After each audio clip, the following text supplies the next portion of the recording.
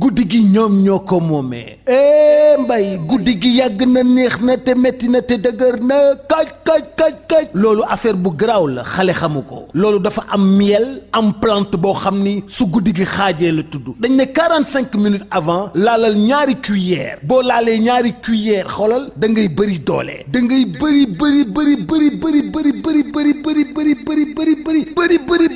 doole guddi gi neex lool yàgg lool livraison à domicile c'est possible kon li may wax xam ngeen lan la miel la ak ay plante loolu nag mi ngi jugee Paris mi ngi tudd la nuit nous appartient wooteel 77 751 59 59 ñi ngi bàyyeekoo Sacré-Cœur 3 ñu livré la ko yée guddi gi day neex lool.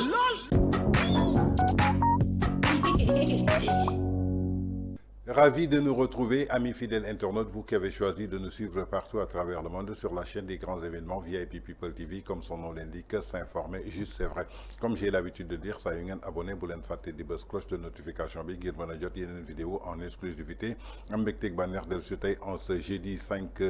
juin 2025 indi leen beneen numéro actu du jour xool li gën a fës bés bi ci xibaar ñu daal di koy saytu taataan ko segg ko faram-fàcce ko indi ko wi sax leen ko fii sur la chaîne des grands événements VIP People TV fi ñu koy tàmbalee dañuy dem fële ca Dakar Arena ginnaaw nag benn sortie polémique boo xamante daal nemmeeku nañ ko fan yu ñu génn jëmale ko daal ci ki nga xamante ne mooy Soxna Aïda Diallo bu Cheikh Béthio Thioune ginnaaw nag bi mu noppee daal ci li nga xamante ne daal mooy waajal màggal bi nga xamante ne amal na ko foofa ca kanamu taalibeem yi foofa ca Dakar Arena jur na polémique daal ci askanu murid ci biir loolu nag am na ay kàddu yoo xamante ni kii nga xamante ni tey jii moom lay bàkkoo di borom këram moom mi nga xamante ni bëgg a liggéeyal muy Cheikh Béthio mu Serigne Saliou Mbacké am na ay kaddu yoo xamante ne daal yëkkati woon na ko balaa mu fiy jógee ñu déglu ci kaddu Cheikh Béthio yu xool nag ndax tey jii ndax ay Soxna Aïda Diallo posture bu mu nekk war na ci nekk ba tey wala waru ci nekk ndaxte murit ndigal lay wéyee. Serigne mi nee na ku ma seexaloon loolee daa ko dindi jëfe naa ko bis ci tey dindi daa ko tudd xalifa bii lépp lu ma digal dinaa ko jëfe ni ma ko daan jëfee saa su ne ngir man de murit laay doon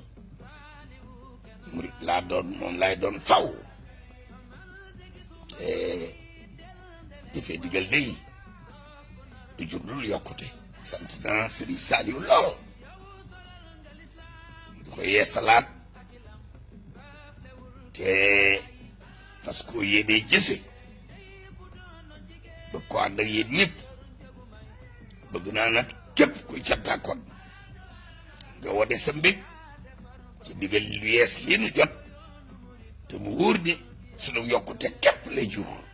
kon yaakaar naa ni ñoo ko déggandoo nettali ci làmmiñu boromam mi ngi tukkee ci làmmiñu ki nga xamante ni mooy Cheikh Béthio Thioune mu Serigne Saliou yàlla na yàlla oyofal suuf ci kawam xare ko aljanna firdawsi kawe ci gën a kawe ci barke ki nga xamante ni moom la yaakaar muy Serigne Saliou Mbacké yaakaar naa ni kaddu yi leer na yëkkati woon na ay kaddu bi nga xamante ni moom ab taalibe Serigne Saliou la murit nag ndigal lay wéyee ki nga xamante ni mooy Serigne Sidi Mokhtar ba mu nekkee ci xilaafa bi dem na ko gis lépp loo xamante ni waxtaan ak moom Cheikh Béthio Thioune daal dina jël ndigal boobu daal di koy jëfee mu def déclaration publique xamal ni que képp koo xamante ni moom Cheikh Béthio mës na la seexal maanaam daal dina koy teggi kon amatul benn cheikh boo xamante ni daal am na ci jamono kii nga xamante ni mooy Cheikh Béthio Thioune kon yaakaar naa ni kàddu yi leer na suñu gisee nag tey ki nga xamante ni moo toog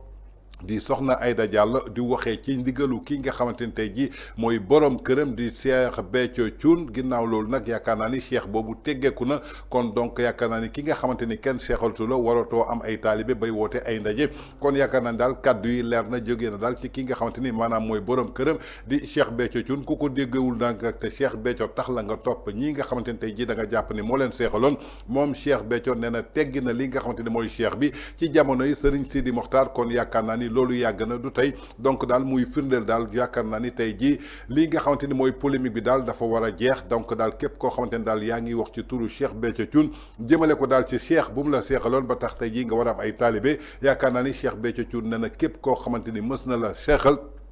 amul nag exception boo xamante ni tudd na ko ci maanaam teggi na ko bés boobu nga xamante ni sëriñ Sidi Mokhtar jox na ko ndigal. toujours dans votre actu du jour de ce 5 juin 2025 sur VIP People TV suñu jógee ci kàddu Cheikh Béthio yoo xamante ni leeral na ko askan bi yëpp daal di koy dégg kon nag képp kuy taalibe rek di murit te nee naa leen murit lenn rek la mën a jëfee maanaam mooy ndigal ci biir loolu nag kii nga xamante ni mooy Serigne Mountakha Bassirou Mbacké toogal fii Serigne Touba Khadimou Rassoul ci xilaafa murit yaakaar naa ni yëkkati na ay kaddu daal di koy jagleel kii nga xamante ni mooy Soxna Aïda Diallo nañu déglu ci Serigne Mountakha Bassirou Mbacké dellu si waat. Soxna Aïda Diallo li ma ko wax fii leer nañ li mu bëgg sama li nu bëgg suñu bopp noonu leen bëggal li nu bañal suñu bopp mu leen bañal ñoom nag ñoom seen bopp lii yàlla daa may liberté jàmm yi ci maanaam ci saayir si fii ci àdduna ma dafa mel ne dafa may dafa liberté lu waaye neex def lu wax ne mel loolu yoonu kenn nekku ñoo yàlla ñoo bis ci ba yoonu kenn nekku ci ku waay lu waay neex mën nga ko def lu waay neex mën na ko mel liberté am na ginnaaw kenn reyatul kenn waxa fi des te wax ji amul benn njëriñ kon kay ñëpp liberté nañu waaye nag xàll bi day ngi fi yoon waa ngi fi waaw goudron ngi fi goudron baa ngi fi bu yaay ñëpp waaw ku bëgg a dem jaar ci mën ngaa dem ama ku jaar nag fu la neex féetal bi def la neex loolu yoonu kenn nekku ci yaag yàlla yaag sa bopp ak yàlla ak bis bañ ci ba ak sokuraat sa ak bàmmeel ba ngay bis bañ ci ba dara réew ci lépp mi ngi ci kanam di nekk lépp ni ñuy gisee nii li ñuy gisee nii yëf yi noonu loolu la gën a leer foofu la gën a fese kon bu yàgg ba ma tàmbalee di labiré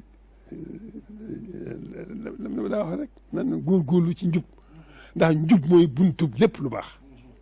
njub mooy buntub lépp lu baax boo jubee xam sa diine yomb la jëfe sa diine yomb la boo jubul dara lu baax doo yomb waxuma laa sa diine waaw boo jubee mën a xam sëriñ bi boo jubee ci ngay mën a dundi sëriñ bi dara du dundam dundul yàlla rek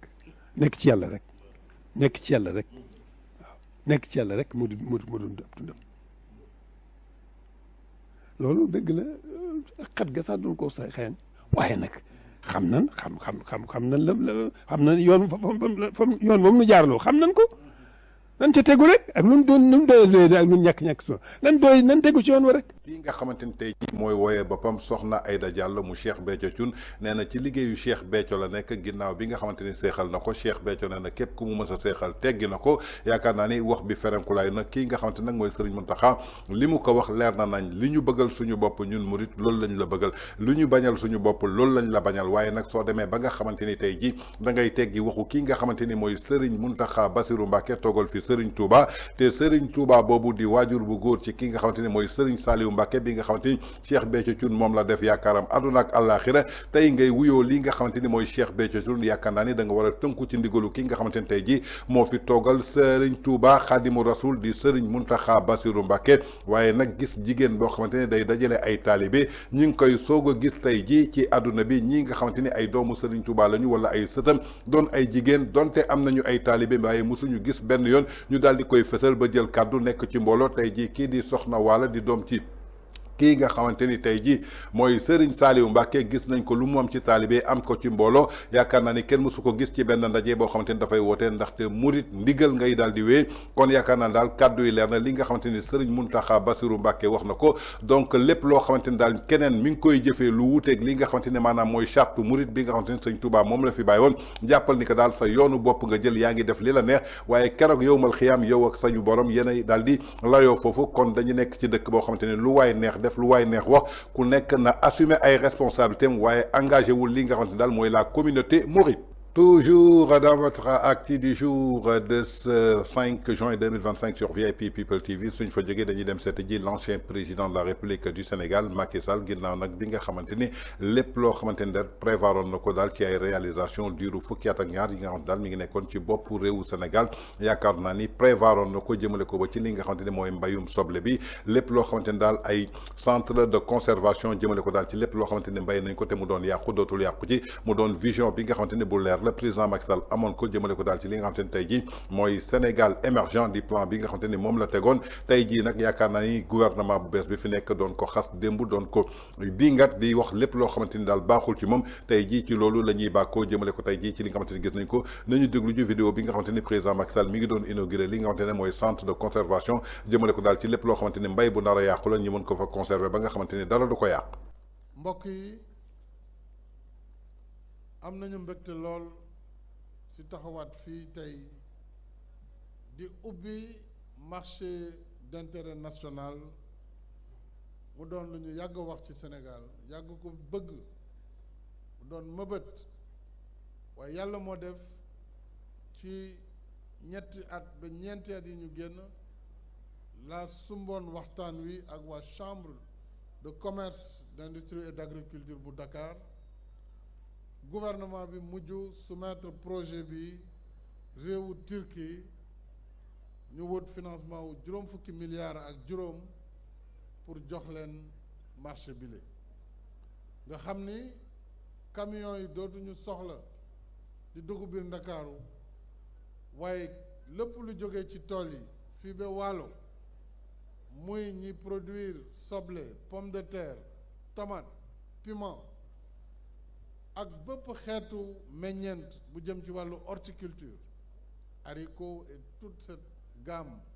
ñëpp ñi produire fruits particulièrement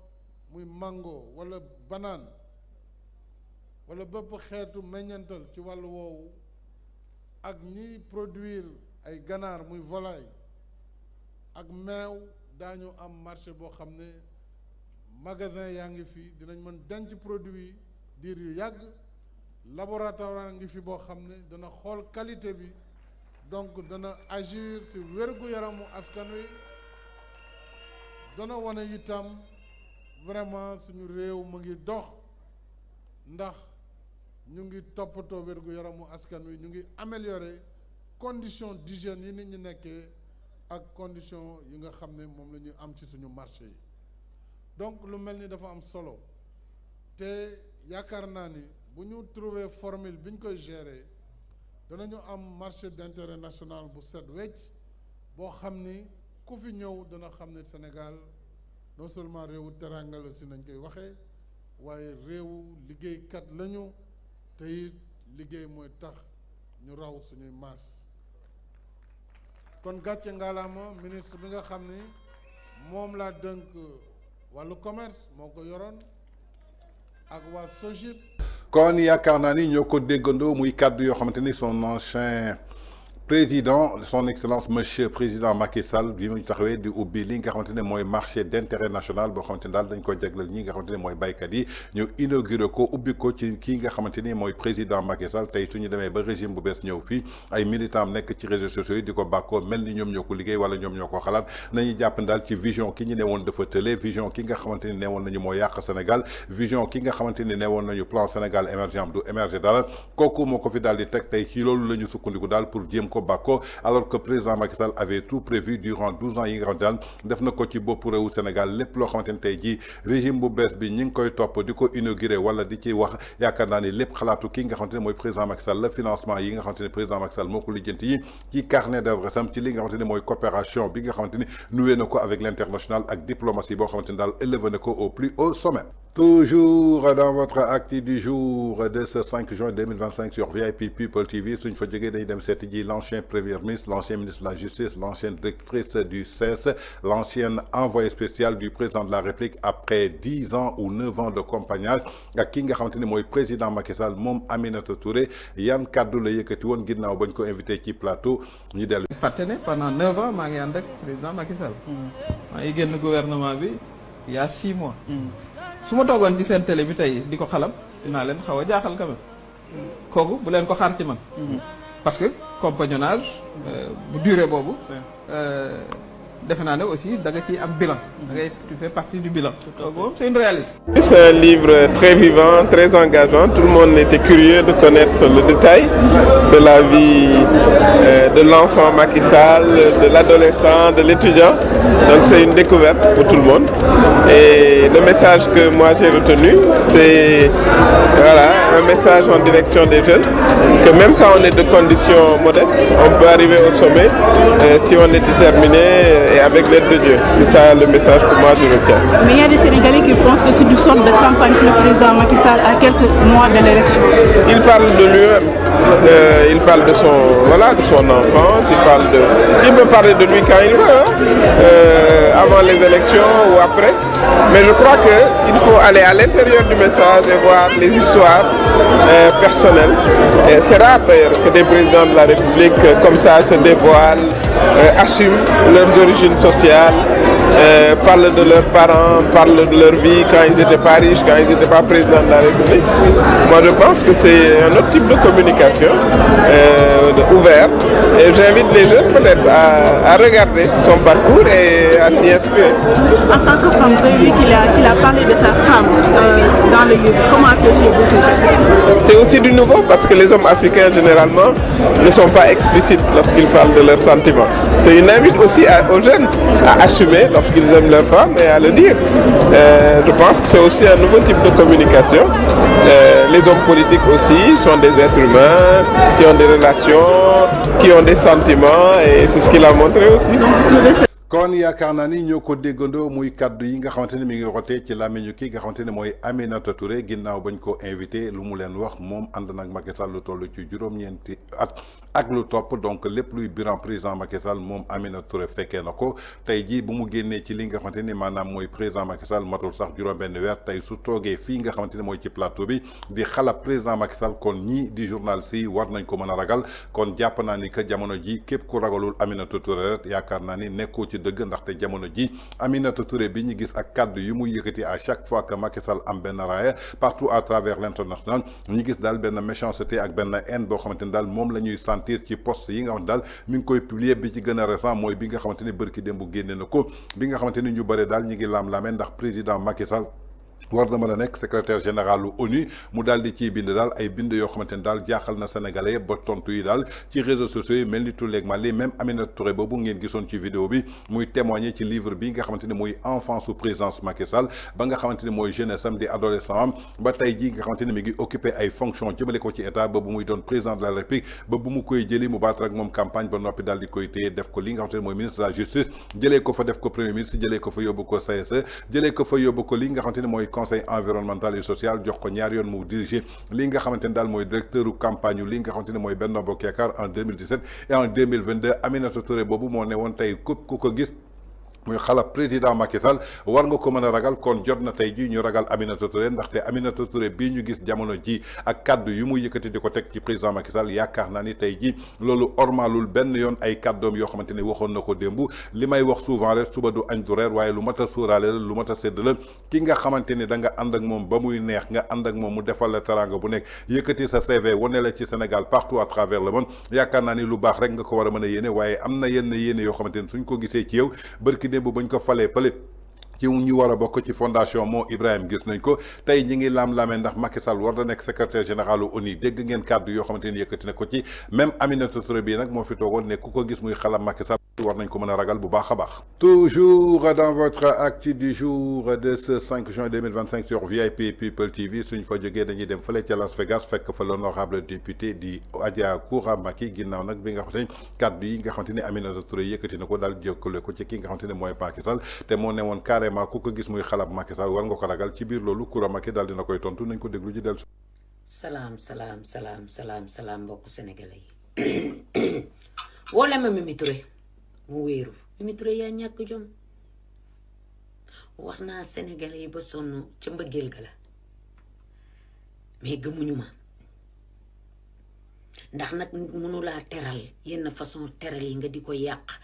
di ko yéene lu ñaaw Mimi Touré tëddal nga nelaw jéeg bu baax ba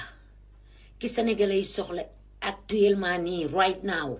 ki sénégalais yi soxla muy borom musóor bu baax ba téeñu woon rek yor Sénégal yóbbu na ko nee na ko puleet ñu ne ko Marème foo jëm mu def ñaadam ak jongoma waay ba yow Mimi Touré dem ba Marrakech ne foox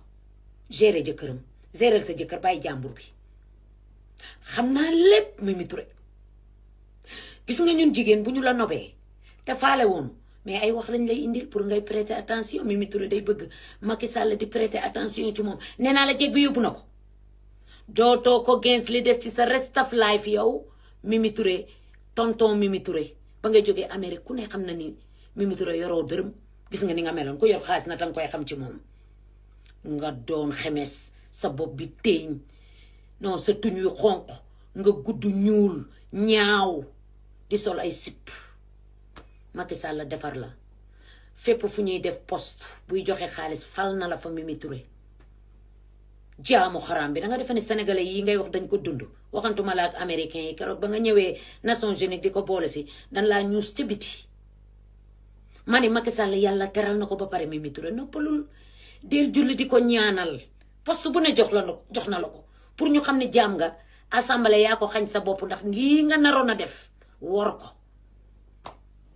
sama mag ja jéeg ba yóbbu na ko Mimi noppalukul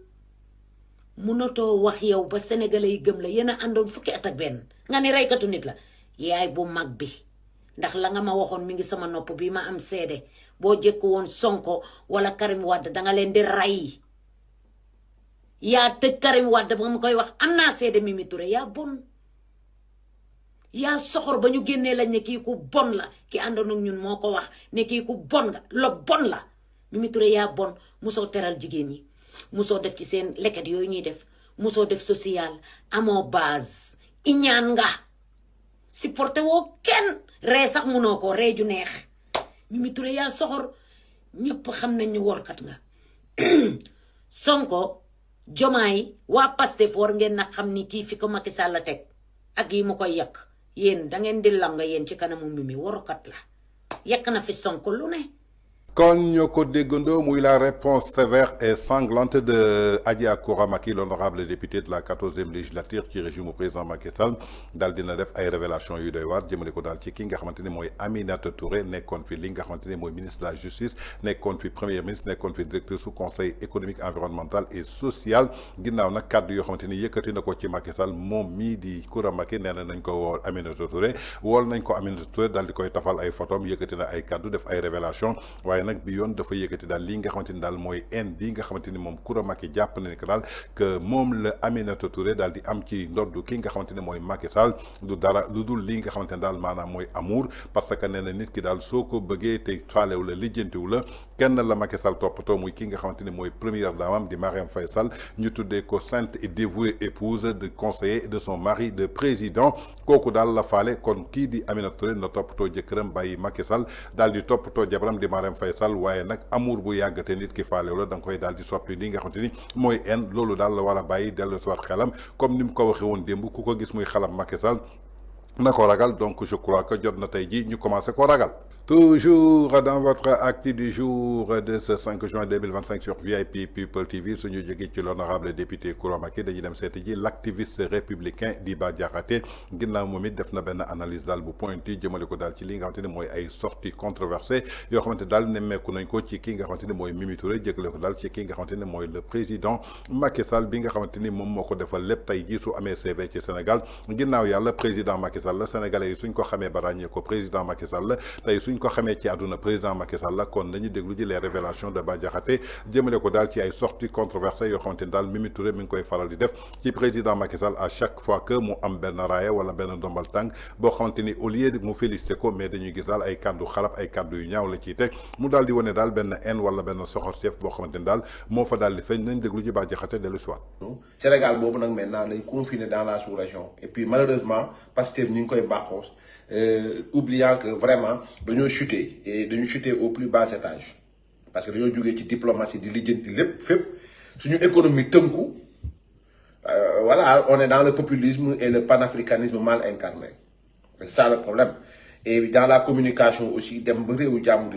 di wax sa waa réew ay xénophobe la ñok nangam sangam loolu moom c'est mal comprendre lan mooy diplomatie ak lan mooy taxawaay mais bon on comprend quand quelqu'un n'a plus rien à faire day divaguer bu divaguer nag maintenant bon voilà mën na nekk ci ay fay yu ko neex di def ak wax lu ko neex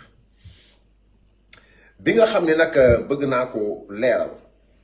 mu jëm ci Dame Mbodj jëm ci Waly Diouf Bodian jëm ci Mimi Touré li ma mën a wax mooy Mimi Touré ak ñoom Dame Mbodj ak ñoom yu demee noonu yaakaar nañu ni Nations Unies dañ jël ay soupçon wala ay suspicion di ko tëkkaleeg ay faits réels ndax Pastef am ngeen benn yoon xalaat ni yéen a ngi soutenir un homme condamné pour corruption de la jeunesse ngeen yaakaar Nations Unies xamul loolu ngeen yaakaar ne l'Union européenne xamul loolu ngeen yaakaar ne l'Asie xamuñu ni ki ngeen soutenir il a été condamné pour corruption de la jeunesse yéen ñooñu yéen a jël kaddu ne da ngeen yàq der koo xamante ni il est reconnu comme un bâtisseur international un porte-étendard du continent. Mimi Touré oublie qu'il n'y a même pas 2 ans, lui-même avait accusé Ousmane Sonko d'avoir été derrière la mort de ses enfants-là. D'avoir été celui qui a envoyé ses enfants à la morgue. Elle l'oublie. Mimi Touré oublie avoir dit devant les Sénégalais que l'Alliance pour la République ou bien le Benno Bokk Yakaar ne détenait pas le carnet d'adresse de Sweet Beauty. Mimi Touré fàtte na ni bërki Dembo Njaay moo fi toog tuumaal Ousmane Sonko ne ku fi dee moo la rey daanaka parce que mooy yóbbu xale yi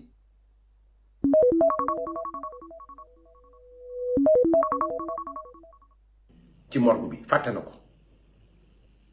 fàtte na ni moom Mimi Touré yàggu dara jàkkaarloo na ak Ousmane Sonko wax ko ni réew mi nga bëgg taal mënoo koo taal jàkkaarloo na Ousmane Sonko wax ko ni maanaam ci wàll maanaam citoyen ni mu war a mel meloo noonu te bu mu koy wax mi ngi làqatu woon ci keppaaru président Macky Sall daan gérer ay intérêt Mimi Touré la ginnaaw bi nga xam ni wut na président su assemblée nationale sottiwul ci la ëppatiku nag maintenant ginnaaw ba xam ne ni fi mu jëm amuñu ngëm-ngëm amuñu pas-pas ñoom ñoo mën a xëy xonq ngoon ñu weex ñoo mën a xëy weex ngoon ñu xonq ginnaaw ba xam ne ñooñu yan xeetu militant lañ yor ci naafeq ak mën a làq ab fenkat day ñëw toog jéem a raxas boppam ca la mu jotoon wax yépp mais ñun waa Pastef ñoo lay accueillir noonu mais ñun xam nañu comment ça se passe kon yàq der bii nga xam ni dañ ko fas yéene bëgg jël yàq deru président Macky Sall ñi koy def laa wax de Dame Mbodj nan lañu mën a comprendre que ñiy ubbi seen làmmiñ di wax il oublie que Nations Unies woo am nañ ay renseignements yu leer nag directeur général bu fi mës a nekk professeur ëmbal élève am takk ko kilifa bu fi mës a nekk ñu jiiñ la yàqataan finalement condamné na ku boo xam da nga tëddee ay xale ba ñu ràpp ku yaakaar ni Nations Unies woo États-Unis woo Union européenne woo ak yu demee noonu xamuñu yaay kan nax nga sa bopp kon président Macky Sall moom lenn ngeen ko mën a waxal lenn ngeen ko mën a waxal d'avoir assumé ses responsabilités parce que kilifa bu mu mën a doon ci àdduna kilifa bu mu mën a doon ci àdduna sa kër ñu nar koo tas da ngay taxaw nag wax dëgg yàlla la yàlla dénk nga sàmm ko beneen bi mooy dañoo fàtte ni tamit ni bu ngeen seetloo lu nekk jéem nañ ko pour xëpp ko ci kaw Macky Sall sottiwul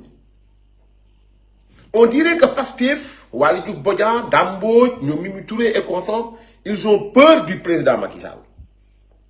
ils ont peur de son retour au Sénégal en 2029 raison pour laquelle ils envisageraient de modifier la constitution en vue de limiter le nombre de mandats à 2 et pour tous ceux-là qui ont eu à gérer ce pays ils ont peur du président Macky Sall maanaam dañoo ragal président Macky Sall ragal boo xam ni lu nekk ñu ngi koy jéem seeni député seeni ministre seeni militant lu nekk ñi ngi koy jéem ngir soppar ñi sax nag charte nday réew mi ngir képp ku fi mën a def ñaari mandat mënatoo nekk candidat loolu buñ ko seetloo defuñu ko ci Abdou Diouf nekkatul candidat defuñu ko ci Abdoulaye Wade nekkatul candidat ñooñu ñëpp seeni at weesu na pour nekk candidat Macky Sall mooy ki fi nekk 2029 sénégalais yëpp xam ne bu ñëwaatoon tey xajul ci ñii ñu daw haute trahison ñu daw ku fi dee moo la rey ñu daw nangam te ñii wax ñëpp au fait fàtte nañ ñi la sooke mbir mi Macky Sall yëgul tinut la génn xale yi Macky Sall yëgul tinut ngeen yaakaar Nations Unies ngeen yaakaar ne Union européenne ngeen yaakaar ne ñeneen ñëpp xamuñu ni Ousmane Sonko dafa demoon Sweet Beauty Spa ngeen yaakaar ni réewu bitim réew yi xamuñu ni seen leader yow Waly Diouf Bodian yow Dame Mbodj seen leader bi ngeen défendre ci ay fen ak nar ba ay xale dee ci ngeen yaakaar ni l'extérieur l'opinion internationale xamul ni Ousmane Sonko dafa demoon Sweet Beauty en tant que koo xamante ni tey jii nii yow da nga doon séntu pour nekk un homme politique jigéen jiiñ na fa nii non c'est waxuma sax tëddee bi de mais da nga ko brutaliser nga yaakaar les ambassadeurs yi nekk au Sénégal nga yaakaar les représentants yi nekk au Sénégal nga yaakaar ne au niveau international les droits de l'homme xamuñu li di xewoon Sénégal diggante 2021 ak 2024 vous croyez à ça non dans aucun pays et dans n'importe quel continent mënuñu jox benn. kon ñoo ko déggandoo muy ay révélation yoo xamante ni moom Bah Diakhaté def na ko jëmale ko daal ci jamono ji nga xamante ni le Sénégal dañ ko confiné fii nga xamante ni mooy la sous-région diggante Mali Gambie Burkina Faso maanaam Guinée Conakry Guinée Bissau en tout cas foofu la ñu confiné yi nga xamante ni mooy Sénégal alors que Sénégal dafa amoon benn diplomatie boo xamante ni dépassé woon na frontière u Afrique wër àdduna wërngal këpp tey nag ñi delloo soit Sénégal daal di koy confiné ndaxte depuis que ñu accès au pouvoir lépp lu ëpp seen voyage daal mi ngi diggante Mali Gambie Guinée Burkina foofu daal lañ daal di wékk li nga xamante ni tey jii maanaam mooy seen diplomatie loolu daal di nërmal li nga xamante ni mooy suñu crise économique dem ba ci ay militants Pastef di ko bàkkoo te xamu nañu ñi ngi bàkkoo li nga xamante ni mooy musiba ñi ngi bàkkoo li nga xamante ni mooy seen dellu ginnaaw ci biir loolu nag ki nga xamante ni tey jii moom lañ jël def ko haut représentant ci wetu ki nga xamante ni mooy le président de la République Bassirou Diomaye Faye di l'ancienne première ministre du président Macky Sall di l'ancienne ministre de la justice du président Macky Sall l'ancienne directrice conseil économique social environnemental du troisième institution après assemblée nationale bu président Macky Sall jiite fi ñaar yoon liste élection bu Benno Bokk Yaakaar di Aminata Touré boobu ñu teg ci wetam tey jii su amoon compétence am xam-xam uniquement jaarle ko ci boppam yaakaar naa ni waroon na leen mën a jàppale ba ñu gën a élever li nga xamante ni mooy diplomatie Sénégal waaye tey jii yaakaar naa ni amul leen njëriñ kooku nga xamante ni tey jii mooy Aminata Touré moo fi toogoon bërki démb yàggul lool daal di taxaw ne carrément kii nga xamante ni mooy leaderu parti Pastef moo daal di génnee xale yi leaderu parti Pastef su amee lu mu bëgg a toog su amul lu mu bëgg a ne xale yi génne leen kaay leen dee kon tey moom Mimi Touré amoon na réponse jëmale ko ci kuréy xale yi tey su taxawee ne président Macky Sall 82 morts mi ngi tegu ci ndoddam ana ki mu doon accusé démb di ko laaj moom Aminata Touré moo fi toogoon ne carrément que pour que mu mën a débattre ki nga xamante ni mooy leaderu parti Pastef foog mu leeral ñetti mbir muy digganteem ak xale bi di Adji Sarr foog mu leeral digganteem ak ki nga xamante ni tey ji maanaam mooy waa MFDC donc Aminata Touré boobu doon chargé ki nga xamante ni mooy président parti Pastef tey Aminata Touré moo nekk seen haut représentant nekk seen wet di xarab ki nga xamante ni mooy président Macky Sall en tout cas Aminata Touré ne delloosiwaat xelam yaakaar naa ni tey jii ab responsabilité boo xamante ni mi ngi koy yëkkati di ko teg ci ndoddu Macky Sall démb bu mu ko doon teg ci ndoddu kële lan moo taxoon mu koy teg est ce que nekkuloon ay accusation lan moo ko waroon est ce que Aminata Touré bii ay kàddoom fiable na tey mu ñu mën ci tënku ndaxte moo toog ci plateau ne carrément képp ku ko gis muy xalab kii di président Macky Sall war na ko mën a ragal ki nga àndal juróom-ñeenti at ci pouvoir yaakaar naa ni tey jii su baaxee sa loxo mi ngi ci su bonee sa loxo mi ngi ci mu doon daal les révélations ak une réponse boo xamante ni moom it Bah Diakhaté daal dina koy servir kii di Aminata Touré. Toujours dans votre actu du jour de ce 5 juin 2025 sur VIP People TV ginnaaw Bah Diakhaté nag bi mu révélé li nga xam daal mooy crise économique boo xamante ni jamono ji Sénégal mi ngi koy dund ginnaaw bi nga xamante ni Sénégal dañu nekk bal à terre ci wàllu économie jafe-jafe yi nga xamante ni askan bi ñu ngi koy dund suba ngoon guddeeg bëccëg ci biir loolu nag kii di Pape Malick Ndour nekkoon fi ancien ministre de la jeunesse bu président Macky Sall daal dina révéler ay révélation yoo xamante ni yu doy waar ginnaaw nag journaliste bi bu mu ko posé question Mali bii nga xamante ni dafa nekk ci jafe-jafe Mali bii nga xamante ni Sénégal moo ko doon dimbale tey suñu demee ba Sénégal Mali war ñu lebal li nga xamante ni mooy ak xaalis ban réew la ñu toll ban jamono la ñu toll ak lan moo ñu yóbbu situation boobu nañ déglu ji les explications de Pape Malick. mais loolu la mën nekkee Mali gi nekk ci jafe-jafe Sénégal dem di leb ba leb ci Mali bi nekk ci conditions yu difficile. xam nga loolu dañ ko expliquer wax nañ ko joxe nañ ci ay preuves. tey ku dem ci internet li ñu wax mën nga ko seetlu parce que yaa ngi fàttali bu ñu ko waxee dañ ne waaw Pape Malick day def diffusion de fausse nouvelle. man ma jiitu leen ci man leen su fekkee li may wax amul. woo leen bu baax que ni loo waxee lu amul ci réew mi. dañ lay woo diffusion de fausse nouvelle. finalement sax ñoom ñoo nekk di jéem a justifier naan way affaire bi ni la demee ay état est-ce que du état la est-ce que ay particulier la est-ce que ay banque la ñoom ñoo la expliqué wu loolu mais li am solo rek mooy. Sénégal nañu xam ne xaalis mu ngi jógee Côte d'Ivoire ak ñoom seen di dugg Sénégal nekk ay bor. loolu Sénégalais yi xam nañ ko et je pense que preuves sont là léegi nag da nga ma may rek ma expliquer un peu principe moo waral allez-y li waral loolu mooy il y a de cela 2 semaines ci ginnaaw yéen ñëpp da ngeen xëy ñu takk fi ay rajo ne way nguuru Pastef dafa xëy suba teel soxla 150 milliards Sénégalais yulli seen poste ne leen am leen ngeen liggéey nga dégg ñu naan doomu réew mooy liggéey réew ñoom ñëpp Soleil wax ko RTS wax ko ñoom seen chroniqueurs yi wax ko ñu naan waaw Sénégal ku doon wax naan économie bi daanu na tey Sénégalais ñoo génne alal bu bëri bu doy jox leen jox nañ leen ba jox leen sax 400 milliards état moom moo ne non ñun 150 milliards lañu soxla waaw ku doon wax ne Sénégal doxul mu ngi nii ku doon wax ne Sénégalais dañoo sonn mu ngi nii lii mosu fi am c'est inédit ñu ne leen attention ça se passe pas comme ça attention ñu nekk di werante ñun waaye yàlla moo ñëw atte ñu tey Sénégal moo soxla alal dem ci marché UEMOA leb bu muy leb mu ne 160 milliards la soxla 169 milliards waaw mais ndimbal na ci fekk si loxoy borom. oui ñun suñu toogee ñu gis ne ci leb boobu Côte d'Ivoire moo ci dugal 118 milliards dañuy am obligation wu poser wu ay questions su fekkee ne ay banques ñoo ko joxe su fekkee ay particuliers ivoiriens ñoo ko joxe mais ana ay particuliers sénégalais ana banque sénégalaise yi. ba tax ñun tey Côte d'Ivoire suñu bor boo xam ne ñoo ko soxla ñuy gën a cotiser loolu nag lu ko waral dafa am ay cause moom laa lay expliquer cause yi bu si njëkk mooy su fekkee Sénégal dafa soxla lépp. Les adolescents créent des entreprises avec l'intelligence artificielle, tandis que la seule intelligence artificielle que tu... Ivoiriens yi di joxe ndax taux bi dafa intéressant loolu ici il faut ñu xam ko. lu tax Ivoiriens yi di dugal. parce que taux bi moo am solo. lañ ciy am en retour. 7,79%. quand même dafa bëri. maanaam ci xayma rek de manière basique ku ci dugal 1 milliard da nga toog ñetti at yoo xam ne at bu nekk ñu versé la 70 millions nga toog muy dox bu ñuy bañal Sénégalais tey Ivoiriens ñoo ko am suñu nguur. loolu mooy li ñu def ñoom mais war nañ poser question lan moo tax ñun suñuy économie suñuy ay particulier suñu ay banque ñoom souscrire uñu wala bu ñuy souscrire aussi Ivoiriens yi leen ci ëppale lool. waaw réew mi moo métti soo nekkee homme d'affaires war a dem souscrire pour jënd ay titres publics ngay ragal ne su ma joxee. transaction boobu di jóge sama compte di dem feneen CENTIF dina ko gis te dina ma laaj balaa maa comprendre mu saisir xaalis bi tëj ma kaso yow en tant que sénégalais am nga sañ-sañ am nga possibilité woo sa benn partenaire bu nekk Dubaï ne ko ah yow de sa 1 milliard yooyu nga bàyyi foofu est-ce que xam nga ne sama réew su ma jëndee titre public dinaa ci am at bu jot 70 millions mu ne ah yow de war naa la dimbale xaaral ma versé la xaalis bi yow ngay njort ne loolu su ma ko defee xaalis bi suy jógee Dubaï di dugg Sénégal CENTIF dina ko gis dinañ ma diaboliser balaa maa comprendre su ma xëyee journal bi ne way virement suspect de Mohamed 2 milliards 3 milliards sans justification balaa ngaa comprendre ñu séddale xaalis bi tëj la ci kaso bi. da nga moytu. oui da ngay téye sa loxo doo dugal dara sans compter nag maintenant li fi nekk Sénégal ku génnee 1 milliard sax di ko jéem a jox kenn sax ñu ne sàcc la jàpp leen ko. donc loolu yëpp day tayalloo suñu ay particuliers day tayalloo suñu ay banques. c'est ça moo tax nag Ivoiriens yi nag tey. gis opportunité ñoom comme que amuñu problème ak seen. donc empreinte du Mali Côte d'Ivoire la Côte d'Ivoire la principalement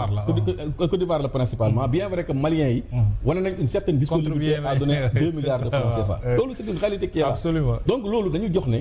cause yi. loolu la mooy réew moo xam ne. ñun suñu nit ñi may ñu leen opportunité pour ñu mën ñu tey ñi jël ne ay milliardaires lañ tëj leen ci kaso bi mais dans un passé récent c'est eux qui prêtaient l'État.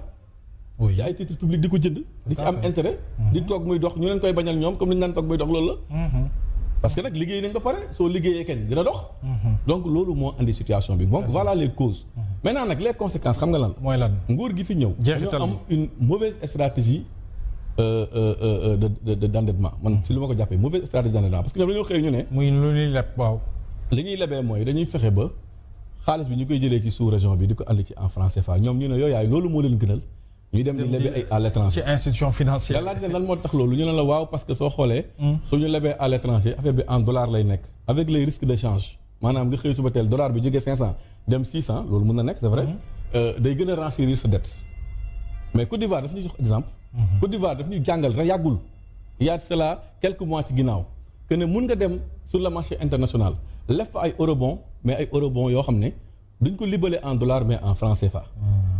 nga am ko ci ay taux yu gën a intéressant taux yi nga koy amee fii sa marché. il y a cette possibilité là. cette possibilité qu'ils doivent exploiter loolu man maa leen koy wax fekkee du dëgg nañ ma du dëgg nañ andi preuve yi. ku dem ci internet xool def eurobond en francs CFA Côte d'Ivoire dana la gis ne yàggul Côte d'Ivoire def na loolu nañu jàng foofu. ndax Côte d'Ivoire ñun gënuñu xam lu ñu waroon def. c'est important loolu c'est un élément important. cause yi toujours laa lay expliquer. oui tey soo xëyee tey nga ne waaw léegi ñun noonu la ñuy lebee léegi ñun suñu marché bi la ñuy jëlee xaalis mais dama lay wax dara exemple simple Mouhamed. banque bu yor xaalis gis Bougane wala Sen TV soxla xaalis nekk privé ne dama koy leb banque bi ne la ay la yéwén de su ma la lebalee 7,5 laa la koy lebalee wala 8% gis naa nguur gu taxaw ne mën naa ko lebal ci 7,75% mais lebal nguur ak lebal Bougane wala lebal entreprise Mohamed et frère ban moo gën a wóor. lebal état moo gën a garanti moo gën a garanti donc ñoom dañ naan ñukk foofu privé bi. dem daal di lebal état. quand même. donc loolu la économie di wooye effet d'éviction. bu yàggee banques yi dañuy toog muy dox mooy banque boo xam ne defutul benn risque defutul benn jafe-jafe day toog rek di xaar état chaque weer comme nga xam ne état bu nekk chaque weer mu laajte 100 milliards wala 160 milliards wala 150 milliards mu ne damay toog di xaar sama gars yi rek. ak taux bu xaw a 7,5 am solo barki dem yaa ngi dégg. oui donc loolu mooy conséquences yi loolu mooy cause yi loolu lu baaxul. moo tax ñu ne leen fi ngeen jëmee mbir mi baaxul moo tax ñu ne leen ñun. sujet yi d'accord nañu waxtaan ci. waxtaanee ci sujet yi moo gën a pertinent moo gën a baax waxtaanee ay problèmes politiques. maintenant conséquences yi nag xam nga lan la. waaw moom loolu la bëggoon a laaj. kon ñoo ko déggandoo muy révélation yoo xamante ni Pape Malick Ndour indi na ko ci question journaliste Sen TV bi ginnaaw nag bi nga xamante ne Sénégal dem na ba nga xamante ne Mali bi nekk ci jafe-jafe nga xamante ne courant bu baax sax amu fa moo ñuy lebal xaalis kii di Pape Malick Ndour indi na ci ay tontu yoo xamante ni wax na ko waxati ko expliqué nañ ko Sénégalais yi ginnaaw bi mu ko njëkkee wax ñu jóg ñu ne diffusion de fausses nouvelles moom mu daal leen défier ne lii may wax nii su dee diffusion de fausses nouvelles la woo leen ma daal di koy firndeel ndaxte ku dem ci internet bi di nga ko fa daal di gis lii nga xamante ni daal ce régime de Bassirou Diomaye Faye de son gouvernement levé nañ ko ci marché UEMOA muy fii ci Afrique la mu toll ci ay milliards dafa jéggi dayo jamono ji nga xamante ni tey jii réew yu gën a dee tey jii ñooy yëkkati xaalis duñu ko lebal ñoom ci seen bopp war nañu xoolaat seen bopp jamono ji nga xamante ni ñi ngi wax ay dettes cachées ay chiffres maquillés jëmale ko ci FMI ak Banque mondiale alors que ñooñu tey jii liñ doon lebal Sénégal mi ngi ci doon gis boppam bu baax a baax tey ñoom suñu demee ba nga xamante ni lii di ay recettes yu war a dugg ci biir réew mi tey jii mënatuñu ko matal ba nga xamante ne ay salaire pour ñu fay ko dañuy dem lebi ji xaalis je crois que loolu mooy suul bukki suli bukki donc dañuy jàpp ni que daal ñii nga xamante ne tey jii ñoo yor Sénégal lépp lu jëm ci wàllu économie je crois que seen 4000 cadres yi daf mel ni amul ay économistes wala ay nit yoo xamante ni daal seen xam-xam dafa màcc ci jëm ci wàllu finance ba xamante ni mën nañu suqali li nga xamante ni mooy koom-koomu réew. Toujours dans votre acte du jour de ce 5 juin 2025 sur VIP People TV suñu jógee ci Pape Malick Ndour dañuy seeti ji kii nga xamante ne dafa bokk ci ñi nga xamante ne mooy les chefs religieux ginnaaw nag bi nga xamante ni demoon na foofa ca dialogue ba lan lañ fa jëlee ci consensus bi nga xamante ni ñii nga xamante ni ñoo représenté këru diine yi ñii nga xamante ni ñoo représenté église bi di jàngu ba ñoom ñëpp d'accord nañu à l'unanime que lii nga xamante ni tey jii mooy ci dialogue ba lii di Sénégal dafa feebar la nag mooy xam ne feebaru xaalis lam feebaru économie mais amul feebaru politique amul feebaru institution ndaxte institution bu ci nekk yaa ngi dox ni nga war a doxee benn feebar donc la ñu am muy feebaru xaalis bi nga xamante ni réew mi depuis que daal ñi nga xamante ni mooy waa Pastef ex ci pouvoir dafa mel ni Sénégal dafa daal di nërmelu jëmale ko daal ci wàllu koppar nañu déglu ji réaction am dellu si waat. ci mi démb gis nga këru diine yi yëkkati kàddu ci dialogue ba. waaw nitu diine yi. muy diine yi. waaw këru diine yëpp. absolument waaw. Cheikh Ahmed Tidiane Sy Al Amine moo tur wax seen tur. waaw. gis nañu tam laykaat suñu mbokk jàngu beeg yooyu waaw. mais xoolal ñoom ñëpp dañoo dëppoo ci benn côté mooy réew mi dafa feebar. waaw. xam nga crise économique moom xam nañu ne am na. waaw dëkk bi metti na. waaw. crise politique c'est à relativiser. waaw parce que institution yaa ngi dox. waaw. réew maa ngi dox alhamdulilah bi mooy dox mooy sur le plan des institutions. waaw. dem mu war a xam nga dialogue bi dañu woote ne dañu ko woote en période de paix parce que amul crise politique majeure. bu ñu war a mais crise bi nga xam ne tey moo laaj assise. xam nga def nañ assise de la justice. am na crise bu laaj assise fu mu toll nii. les valeurs assise sur les valeurs xam nga lu tax. waaw ndëpp sax su ko laajoon ñu def ko ndax réew mel ni Sénégal. waaw ñu ne la 95% de croyants. waaw soo ko diviser woon pap am na un fort pourcentage boo xam ne ku mel ni Abdou Aziz mi ngi ci pourcentage boobu donte le croyant la. mais am na une dose d'hypocrisie maanaam am nañu ay way gëm mais naa fekk am na réew moo xam ni tey ñun dañu ni ay way ngëm lañu. jullit ak catholique. waaw yi nga xam ni mooy feebar yi ñu daan xam dem ci hôpitaux yi. waaw diabétologie. cardiologie. cancer yeneen feebar yoo xam ne ay mbiru paludisme yooyu feebar. ba ci bi fi mujjee jógee Covid bi. waaw xam ni genre balaa la woon. waaye léegi xoolal yan xeetu feebar moo am. am na yeneen feebar yu wuteeg yooyu. soxorologie. waaw am na de. iñaanologie. am na de. naafeqologie. waaw. phénologie. te yooyu gën a garaaw yee. Pape nan la ñuy bokk benn jàkka. waaw bokk benn diine. bokk benn famille wala bokk benn service. may xool Pape naan ko li ma la yéene yàlla naa ci jiitu fekk su ma sañoon Pape tey fanaani àllaaxira su ma sañoon Pape torox. sëñ yaa ngi wax lu am solo sax. nan la ñuy bokk benn réew. sa tey Sénégal nga gis benn bopp kenn mënu koo xar ñaar mais nga gis ba ci dee nit day dee sax am ñu ciy taxaw di jubilé am na kilifa gi fi deewoon yàggul. dëgg la xale ba doon jël kiyam di ko dugal xale ba dafa accidenté moom lañ njëkk a robi. kon ñoo ko déggandoo ginnaaw kàddu yoo xamante ni yëkkati na ko jëmale ko daal ci dialogue bi nga xamante ni woote woon nañ ko ci ñu daal di koy tëj démb ci àllarba ba ginnaaw nag bi nga xamante ni këru diine yëpp jël nañ fa kàddu muy côté diine l'islam di côté jàngu bi di côté église ba ñoom ñëpp jël nañ fa kàddu te ñoom ñëpp a d'accordandoo ko à l'unanime que li nga xamante ni mooy Sénégal réew mi dafa feebar feebaru lan lam feebaru économie feebaru xaalis lam donte ba ñuy woote dialogue bi crise politique moo taxoon crise institution te nemmeeku nañu ko suñu politique yi amuñu ci benn crise amuñu ci benn jafe-jafe institution yi amuñu ci benn jafe-jafe luñ ci am maanaam mooy lii nga xamante ni mooy jëm ci suñu wàllu économie comme leaderu parti Pastef nu mu ko annoncé woon di l'actuel premier ministre je crois que loolu la ñuy confirmer foofu nga xamante ni daal mooy ca dialogue ba ginnaaw nag lépp loo xamante ni yokk na ko ci dañu nekk ci réew moo xamante ni à 95% ay croyants la ñu croyant nag mooy ki nga xamante ni dafa gëm yàlla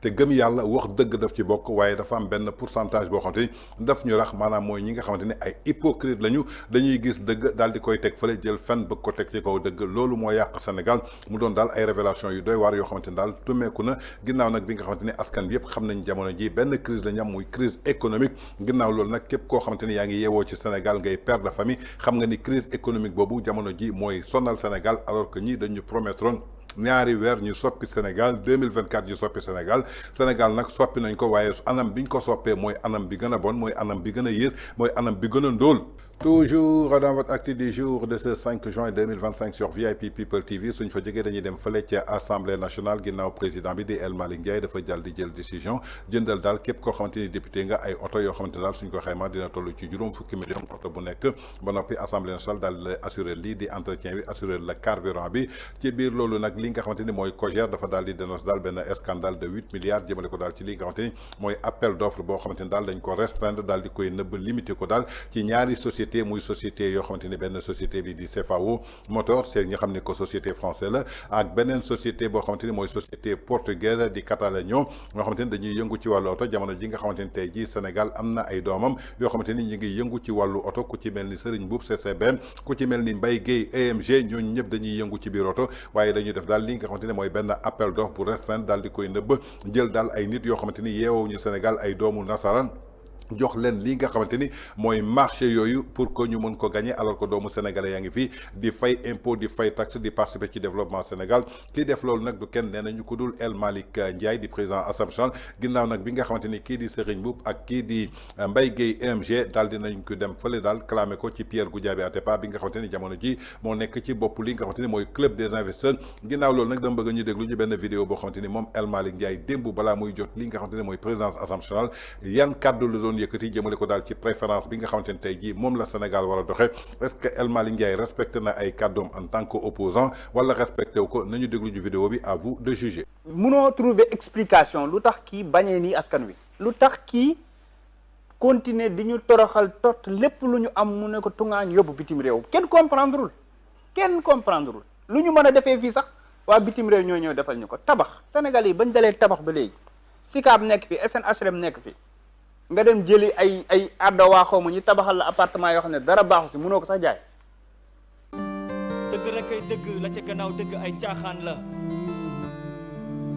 kon ñoo ko déggandoo muy kaddu El Malick Ndiaye yoo xamante ni yëkkati na ko ginnaaw nag bi nga xamante ni mi ngi woon ci opposition bi doon dànkaafu doon xas doon xarab li nga xamante ni mooy régime Macky Sall ne daal lépp loo xamante ni ñi ngi koy def fii ci Sénégal Macky Sall daf koy jël daal di koy jox waa bitim réew loolu du dimbale sa askan ginnaaw ñoom nag lépp lu ñu prôné woon jaay ko Sénégalais yi mooy souverainisme lépp marché boo xamante ni ñi ngi koy joxe di fii ci Sénégal suñu leen yóbbee ci bopp réew mi ñi ngi koy jox ay doomu Sénégal waaye tey jii li ñu gis ci marché oto yi dafa wuuteeg li nga xamante ni moom la ñu waxoon démb lañ doon xasee Macky Sall lu gën a pire tey jii moom lañ def ndaxte lii nga xamante ni mooy Catanao bi nga xamante ni moo nekk Sénégal du dara lu dul benn filiale boo xamante ni groupe Salvador Castano doon benn groupe portugais bu spécialisé wu ci wàllu automobile ñoom notamment loolu daal ñoo représenté officiellement li nga xamante ni mooy Hyundai fii ci Sénégal ba noppi daal di koy commercialiser suñu demee ci groupe CFAO bi nga xamante ni benn filiale la boo xamante ni à 100% Toyota Tashumo Corporation moom moo ko moom muy benn société japonaise boo xamante ni daal tey jii ñoom daal la jël marché bi daal di leen koy jox muy 165 oto yoo xamante ni suñ ko xaymaa ci juróom-ñetti milliards mu bàyyi fi li nga xamante ni mooy EMG bàyyi fi li nga xamante ni maanaam mooy CCBM bu Serigne Boub ana kàddu yu mu doon wax démb ak tey jii li nga xamante ni moom la def jëbale ko ci li nga xamante ni maanaam mooy appel d'offre boo xamante ni amul transparence kenn yëgu ko daal dinañ koy def ci suuf ba jox ko ñooñu ba pare mu soog a feeñ en tout cas lu ñu mën a jàpp rek ñenn ñi daal jàpp nañu daal ñii nax nañ leen ba jël réew mi di def li leen neex maanaam Macky Sall la mu doon def ñu koy diingat démb ñoom tey jii ci lu gën a yées loolu la ñu nekk. Toujours dans votre acte du jour de ce 5 juin 2025 sur VIP People TV suñ fa jógee dañuy dem fële ca centre international Abdou Diouf bi nekk ca Diamniadio ginnaaw nag fa lañ doon amalee dialogue bi du 28 au 4 juin ginnaaw nag démb bi nga xamante ni daal pare nañu lii di dialogue bi kii di l'honorable député Tafsir Thioye bokk ci Soppi Sénégal yëkkati na fa ay kàddu daal jëmale ko daal ci li nga xamante ni tënkoon na daal ci dialogue bi nañu déglu ci Tafsir Thioye dalu soit. mais maa ngi lay fay. honorable ñu ngi ci journée clôture bi tey daanaka c'est 4 jours d'intense discussion am na ay points de convergence yu am tey jii nii yow noo dundee dialogue bi journée yi. alors man li ma dundee dialogue bi mooy d'abord dama am fierté boo xamante ni mooy bokk Sénégal waaw nekk sénégalais parce que gis naa ni réew la boo xamante ni nit ñi dinañ wax te réew bu nit ñi di wax ci seen biir même bu ñu bokkul gis-gis wala bu ñu bokkul fu ñu jëm wala bu ñu bokkul parti ñu ngi toog di wax jàpp naa ni c'est important et bii nii li ma ci gën a neex mooy c'est la première fois dans l'histoire de notre pays que ñu am benn dialogue boo nga xamante ni ñu ngi ko tuddee dialogue national mais sur la chose politique et sur le système politique c'est vrai que ni ma ko gisee woon ci démarrage bi ak ni ma ko comprendre woon ba bind ko ci terme de référence yi demeewul noonu parce que système politique moo gën a large lii ñu discuter jàpp naa ni waxtaane nañu ko te loolu mooy lépp solo donc dama ci am mbégte am ci fierté di wax rek ni damay sant yàlla bi ma bokkee Sénégal parce que réew la bu nga xamante ni réew waxtaan la te loolu dafa am solo maintenant waxtaan bi jur na li mu jur am na ay points d'accord am na ay points de désaccord mais loolu mënul woon ñàkk parce que li ñuy waxtaane moo laaj loolu système partisan muy politique dafa complexe processus électoral dafa complexe organisation électorale ak gestion contentieux électoral dafa complexe ñëpp mënuñu ci am benn xalaat mais li ëpp solo mooy toog nañ waxtaane ko ay idée génn na baax na baaxul au moins tënk nañ ci loo xamante ni jàpp nañ ni mën na arranger Sénégal am na ci loo xamante ni peut-être mën naa ci bañ a d'accord man Tafsir mais comme ñëpp tënk nañ ko majorité bi d'accord na ci man dama ciy nangu pour que mais lim ci jublu rek mooy renforcer notre système démocratique renforcer notre système politique pour que Sénégal gën di wane boppam ci àdduna pour ñu wax réew mi réewu état de droit la réew moo xamante ne mën nañ ko joxoñ pour tout te wane nañ ko tey ci dialogue bi parce que c'est la première fois comme je l'ai dit tout à l'heure dans l'histoire de notre pays le dialogue national porte sur la chose politique tey ñëpp ci bokk du parti politique yi kese ñëpp lañ boole pour ñu toog waxtaan ci suñu système politique lañ ci jule au moins tey ji citoyen bi du wax ni man bokkuma woon parce que société civile mu ngi fi religieux yi ñu ngi fi chef coutumier yi ñu ngi fi ñëpp a ngi ci biir donc waxtaanee nañ suñu système politique am na luñ ci jël tënk ko ni dañ koy appliquer mais da ngay jàpp ni rek peut-être li ci des mën nañ continuer discussion yi mais au moins da ngay am fierté.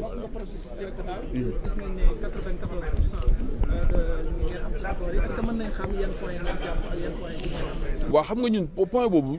processus électoral moi je suis observateur de l'opposition au niveau de cette commission li ñu waxtaanee te li ëpp solo mooy d'abord la dématérialisation du processus électoral qui est progressif parce que nous sommes dans un monde numérique. On a raté la révolution industrielle il faut pas que la révolution numérique ñu raté ko moo tax Sénégal lépp lu ñu mën def pour mën a bokk ci révolution parce que c'est irréversible lu ñu ci mën def pour renforcer ko rek dafay baax donc dématérialiser suñu processus électoral jàpp naa ni loolu c'était un élément extrêmement important beneen bi ci topp mooy dugal nañ bulletin unique man d'accorduma mais majorité appliqué na ko da ngay jàpp ne aussi c'est pour consolider parce que aussi li nga xam ne daf laa may li mu la may fii ba fii nga am 3 alternances ci façon bi nga ko amee ci démocratie ci 25 ans jàpp naa ni loolu waroo ko yàq maintenant nag dugal nañ ko ci jàpp naa ni aussi lenn loo xamante ne lu bees la beneen bi ci topp mooy la permanence de l'inscription sur le fichier électoral loolu aussi c'est une révolution parce que da nga daan gis ñu bindal la carte d'identité ni non inscrit sur les listes électorales parce que peut-être période de division yi doo mën dem mais bii c'est en permanence donc tu peux aller tout le temps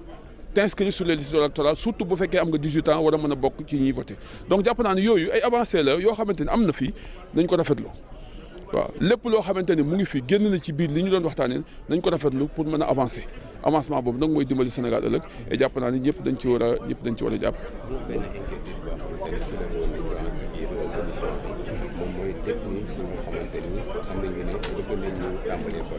waaw loolu aussi c'est une nouveauté waaw parce que droit la rek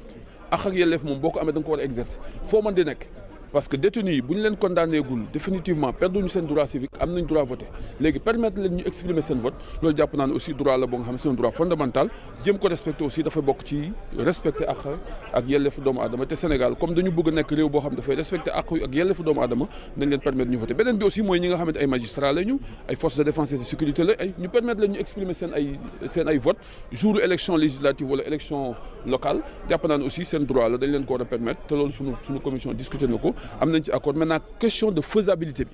que ça soit sur le bulletin physique bulletin unique que ça soit sur le vote des détenus que ça soit sur le vote des magistrats et autres loolu dañuy étudier faisabilité bi pour xool ak vote électronique bi yooyu yëpp aussi dañu ndax ni il faut ñu étudier ko pour xool nan lañ ko mën defee ba du am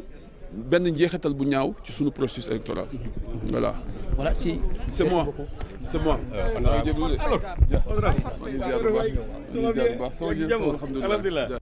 kon ñoo ko déggandoo muy kàddu yoo xamante ni mi ngi tukkee ci l'honorable député Tafsir Thioye bu Soppi Sénégal ginnaaw bu mu participer ci dialogue bi fierté la ci am en tant que sénégalais Sénégal su wootee pour dialogue ñu waxtaanee Sénégal loolu mbégte ak fierté la ci daal di am ginnaaw nag bi nga xamante ni waxtaan nañu ba noppi am na ay ponk yoo xamante ni d'accord nañ ci am na ponk yoo xamante ni d'accordu ci moom mais ginnaaw majorité bi d'accord nañ ci moom daf ciy daal di tënku lépp lu ñu waxee daal mooy renforcer suñu système politique renforcer suñu système démocratique que ba noppi daal di renforcer suñu système de liberté jëmale ko ci loolu en tout cas lépp loo xamante ni tëkkoon na ci daal ñoom jàpp nañu loolu la waaye li ma jaaxal dafa ne renforcer suñu système politique renforcer suñu système démocratique alors que ñu bëri jàpp nañu ko daal problème yooyu nga xamante ni ñu ngi koy listé tey ci dialogue bi ñun amuñu ko ndaxte lii di politique bi mi ngi dox lii di institution yi mi ngi dox benn problème la ñu am muy problème mu économie mais ba tey jii dégguñu leen daal ñu wax ci wàllu économie est-ce que dialogue bi tey jii amoon na sens en tout cas ñoom daal jàpp nañu ko daal lañ fa waxtaanee amal na leen njëriñ mais est-ce que en retour askan bi nga xamante ni tey jii ñoo leen fal ñoom ñoo tax ñu dem ci dialogue boobu gis nañu seen bopp ci retombées yi nga xamante ni ñu ngi koy def ci dialogue bi en tout cas jusqu'à présent gisaguñu ci dara ndaxte assise de la justice defoon nañ ko fi amal fi dialogue toog fi muy 32 réformes yoo xamante ni tukkee na ko ci alors que tey jii le Sénégal gën a am problème justice est-ce que du ay ndaje yoo xamante ni dañ fay nekk daal di théoriser suñu théoriser ba pare duñu pratiquer en tout cas muy révélation daal yoo xamante ni moom Tafsir Thioye def na ko en tout cas sénégalais daal ñu ngi leen di xaal ci ay conclusions yoo xamante ni dina favorable jëmale ko daal ci askan bi loolu rek la ñu soxla. Toujours dans votre actu du jour de ce 5 juin 2025 sur VIP People TV suñ fa jógee dañuy dem seeti ji Yacine Fall di ministre des affaires étrangères et de l'intégration économique ginnaaw nag bi nga xamante ni Mouhamed Diallo bu Seneweb tàllal na ko micro jëmale ko daal ci jamono ji li nga xam daal ñu ngi koy dégg di ko ruumandaal ci turu l'ancien président de la République Macky Sall pour que mu mën a jiite li nga xam daal mooy secrétariat général bu ONU ginnaaw loolu daal kii nga xamante ne mooy Yacine Fall jamono ji moo jiite li nga xamante ne ministre des affaires étrangères yëkkati na daal ay kàddu tontu ko ki nga xamante ne mooy Mouhamed Diallo du journaliste Seneweb. te bëgg réew mi te boole kook Pastef gu mat sëkk ba leneen lu fi waay nëbb dina feeñ. mais est-ce que yéen vous avez convaincu le monde su ma waxee noonu parce que le président Macky Sall moom mi ngi ñu ngi koy invité si ay ndaje yu mag si wàllum diplomatie mi ngay def ay plaidoyer pour l'Afrique am na sax ñuy naan mën na yóotu nekk secrétaire général ONU loolu sax am na ñu koy wax. loolu moom ñan ñooy wax loolu ñuy wax loolu xam ñuy wax loolu ñëpp xamuñu lan la nit war a am ak war a def ak ban passé la war a am pour mën sax xalaat naa ni yaa ngi si yotu secrétaire xaaral ba candidature yi génn xam nga wax naa la ko fi tey xaaral ba candidature ndax di nga ci gis di nga ko ci gis yootu non déedéet loolu moom ay wax yu wax la nit di mais ku xam yootu Nations Unies lan la laaj ci profilu nit lan la laaj ci jaar-jaaram lan la laaj ci liggéeyam lan la laaj ci bilan lan la laaj ci bilan doo wax loolu man foofu rek laa yem. d'accord waaw foofu rek laa yem. ñu woote dialogue. kon yaakaar naa ni ñoo ko déggandoo muy kàddu yu rotee ci ki nga xamante ni mooy Yacine Fall du ministère des affaires étrangères et de l'intégration africaine bu Sénégal ci régime président Bassirou Diomaye Faye kàddu yu mu yëkkati daal jëmale ko daal ci li nga xamante ne mooy candidature u Macky Sall ci secrétaire général bu ONU tey mu waroon ko appuyer daal koy jàppale en tant que sénégalaise en tant que patriote waaye dégg nga kàddu yu mu wax nee na lépp luñ fi jéem a nëbb ñu foog ni ko du feeñ dina feeñ xaw ma nag lan la ñuy nëbb Macky Sall lépp lu mu def dafa ne fàng ne jax àdduna wërgal këpp di ci teg seen bët muy ay réalisation di le bâtisseur de la décennie ci Afrique relever li nga xamante ne mooy diplomatie Sénégal partout à travers le monde xeexal Afrique yóbbu ko ba nga xamante ni tey jii pays yi waroon bokk foofu ci G20 Afrique amu ci woon baal tey jii mu fexe ba ñooñu bokk ci ñu acte décision yooyu je crois que président Macky Sall gàccee ngalaama tey nag li ko jàll posé question nag muy question bu am solo ndax ñoom tey jii seen régime convaincre nañu li nga xamante ne mooy le monde international ba tax na tey jii Macky Sall fépp foo xamante ni ñu ngi fay gis ay sommet ay ndaje yi gën a mag ci àdduna ñi gën a puissant ñu gën a influence yi ci participer doo ci dégg Yacine Fall doo ci dégg l'actuel régime président Macky Sall bi fi nekkoon moom nga fiy dégg lan moo ko may est-ce que du ces résultats en tout cas mu doon daal ay révélations yoo xamante ne Yacine Fall def na ko dafa mel ni daal Macky Sall nekk ci li nga xamante ni mooy boppu secrétaire général bu ONU tey jii ñii nga xamante ni ñoo nekk ci pouvoir bi ñoom daal dafa mel ni bugguñu loolu lu tax ñu bëgg a iñaane loolu Macky Sall en tout cas doon na question boo xamante ni daal war nañ ko sampalaaj toujours dans votre acte du jour de ce 5 juin 2025 sur VIP People TV suñ fa jógee dañuy dem seeta ji xalaatu l'international jëmale ko daal ci candidature kii nga xamante ni mooy le président Macky Sall foofa ca bopp secrétaire général bu ONU lan moo ci seen xalaat ginnaaw nag bi nga xamante ni invité nañ ko foofa ca Célé Sud foofa ca France nañ déglu ci réponse ak programme bi nga xamante ni Macky Sall am na ko pour mën a jiite li nga xamante ni mooy ONU ñu del. Mais la candidature de Macky Sall est parfaitement honorable. Espérons qu'elle puisse aboutir. Comme vous l'avez dit, ça africaniserait un peu les relations internationales, ça compenserait, entre guillemets, si j'entends bien ce que vous dites, et je le partage. Pour ça que je me permets d'insister, le fait qu'on n'ait pas eu un pape africain. Maintenant, la vraie question, c'est que va faire, ou quel sera le programme de Macky Sall en tant que secrétaire général des Nations Unies. Ce n'est pas tellement la personnalité de Macky Sall, pas tellement la continentalité de Macky Sall, mais c'est son programme et son projet. Que faire de l'ONU qui rentrera dans sa 81e année.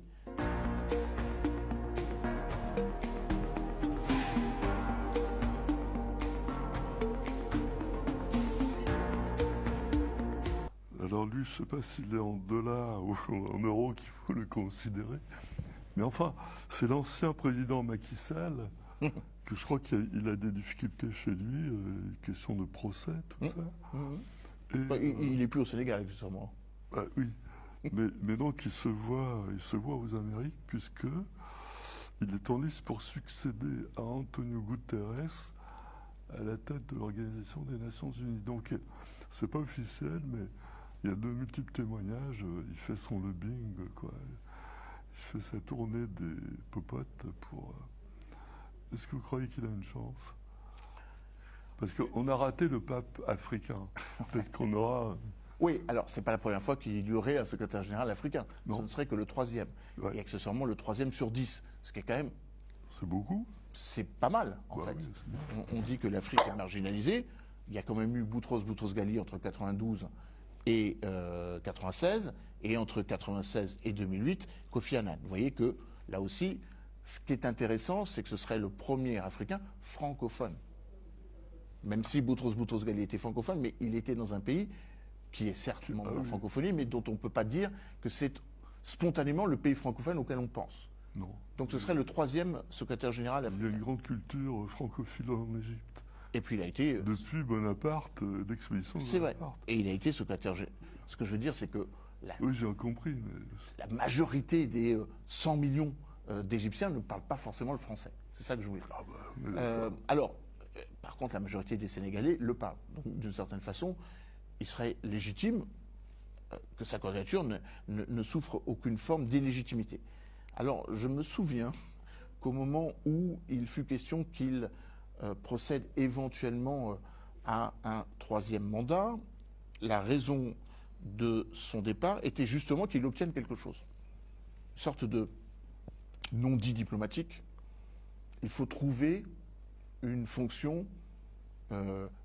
digne de son rang ou digne de ses qualités. Et il avait été évoqué l'idée qu'il fallait qu'il, si vous m'autorisez l'expression, débarrasse le plancher politique sénégalais, à condition qu'on lui donne quelque chose digne de cela. Et donc le poste de secrétaire général avait été évoqué. Donc ça veut dire qu'à un moment ou à un autre, il va devoir sans doute minorer cette promesse, car les promesses avaient été, entre guillemets, adoubées ou validées avec l'idée que la France soutiendrait cette initiative. Je ne suis pas certain que ce soit un élément qui soit déterminant pour la succession d'Antonio Guterres en 2026. Non, c'est pas tout de suite, c'est en 2026. Alors ça, c'est le premier élément. Deuxième élément, le problème de Macky Sall, c'est que c'est un ancien président qui, comme vous l'avez rappelé, a quelques difficultés avec l'actuel gouvernement, donc l'actuel gouvernement ne le soutiendra pas. Alors qu'habituellement, un secrétaire général reste, entre guillemets, surtout quand il ne représente pas forcément que son pays, mais le continent africain, défendu par son propre pays, car sinon, je vois mal comment les voisins justifieraient de voter pour Macky Sall, alors que Bassirou Diomaye Faye, ni Bassirou Diomaye Faye, le président du Sénégal, ni Ousmane Sonko, ne sont enclins pour l'instant à proposer cette candidature au titre du Sénégal. Donc, à quel titre le présentera-t-il? Il est sénégalais. Il n'est pas apatride, il est sénégalais. Donc ça va rendre un peu plus difficile son accession à cette fonction. Et puis, accessoirement, je ne suis pas du tout certain, après avoir eu un Portugais qui était très porté vers le sud, qu'il ne serait pas temps d'avoir un latino-américain. Ça fait longtemps qu'on n'a pas eu un latino-américain comme secrétaire général des Nations Unies. Et ne jamais oublier que les principaux trésoriers payeurs généraux que sont les États-Unis et la Chine sont celles qui détermineront la sociologie du futur secrétaire général des Nations Unies, et non pas ni la France, ni la Grande-Bretagne, encore moins la Russie dans le contexte actuel. Donc ça, c'est un élément important et déterminant, mais la candidature de Macky Sall est parfaitement honorable. Espérons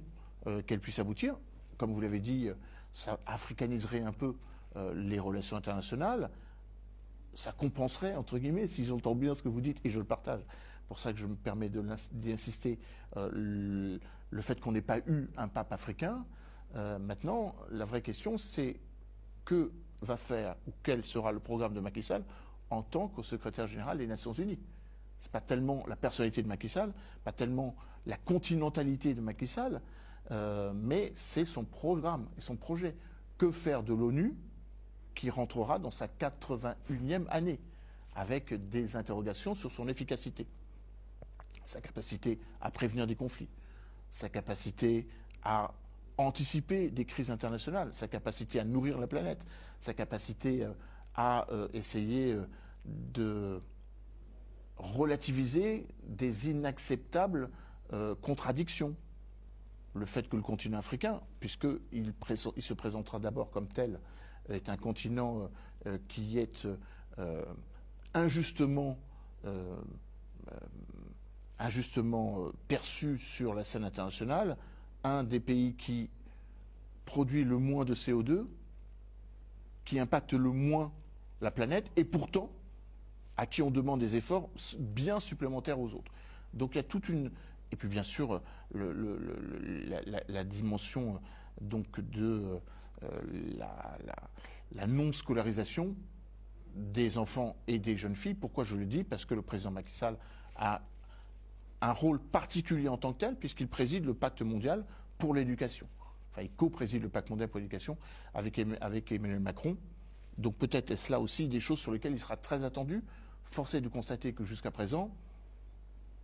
les résultats ne sont pas aussi bons, aussi probants qu'il l'avait promis lors d'une visite du président Emmanuel Macron à Saint-Louis du Sénégal et à Dakar. Je crois que c'était il y a 3 ou 4 ans, à quelques mois près. Merci Emmanuel. Merci c'est Alfred. déjà fini. Déjà, trop court. Comme d'habitude. Absolument. On se retrouve dans 15 jours. Avec plaisir. Et quant à nous, nous allons accueillir monsieur Ismaël Sako, qui est le président du Parti socialiste démocrate d'Afrique du Mali. Voilà.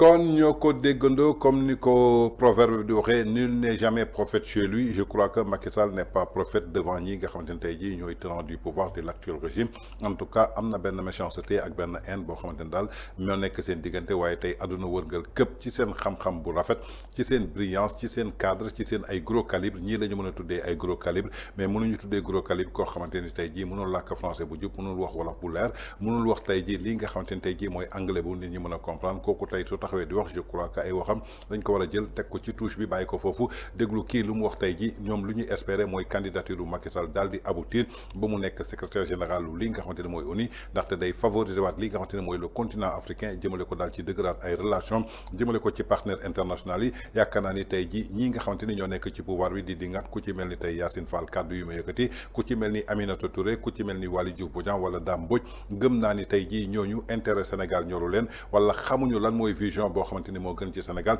ndaxte ñii nga xamante ni tey jii ñoo nekk bitim réew di team Sénégal di ko gis di gis président Macky Sall li muy def yaakaar naa ne tey jii ñoom suñu demee ba am réaction bi à plus forte raison que ñun ñii nga xamante ni ak président de la République Macky Sall ñoo bokk benn carte d'identité ñoo bokk benn origine ñoo bokk benn réew boo xamante ni foofu lañ juddoo donc comme je dis souvent rek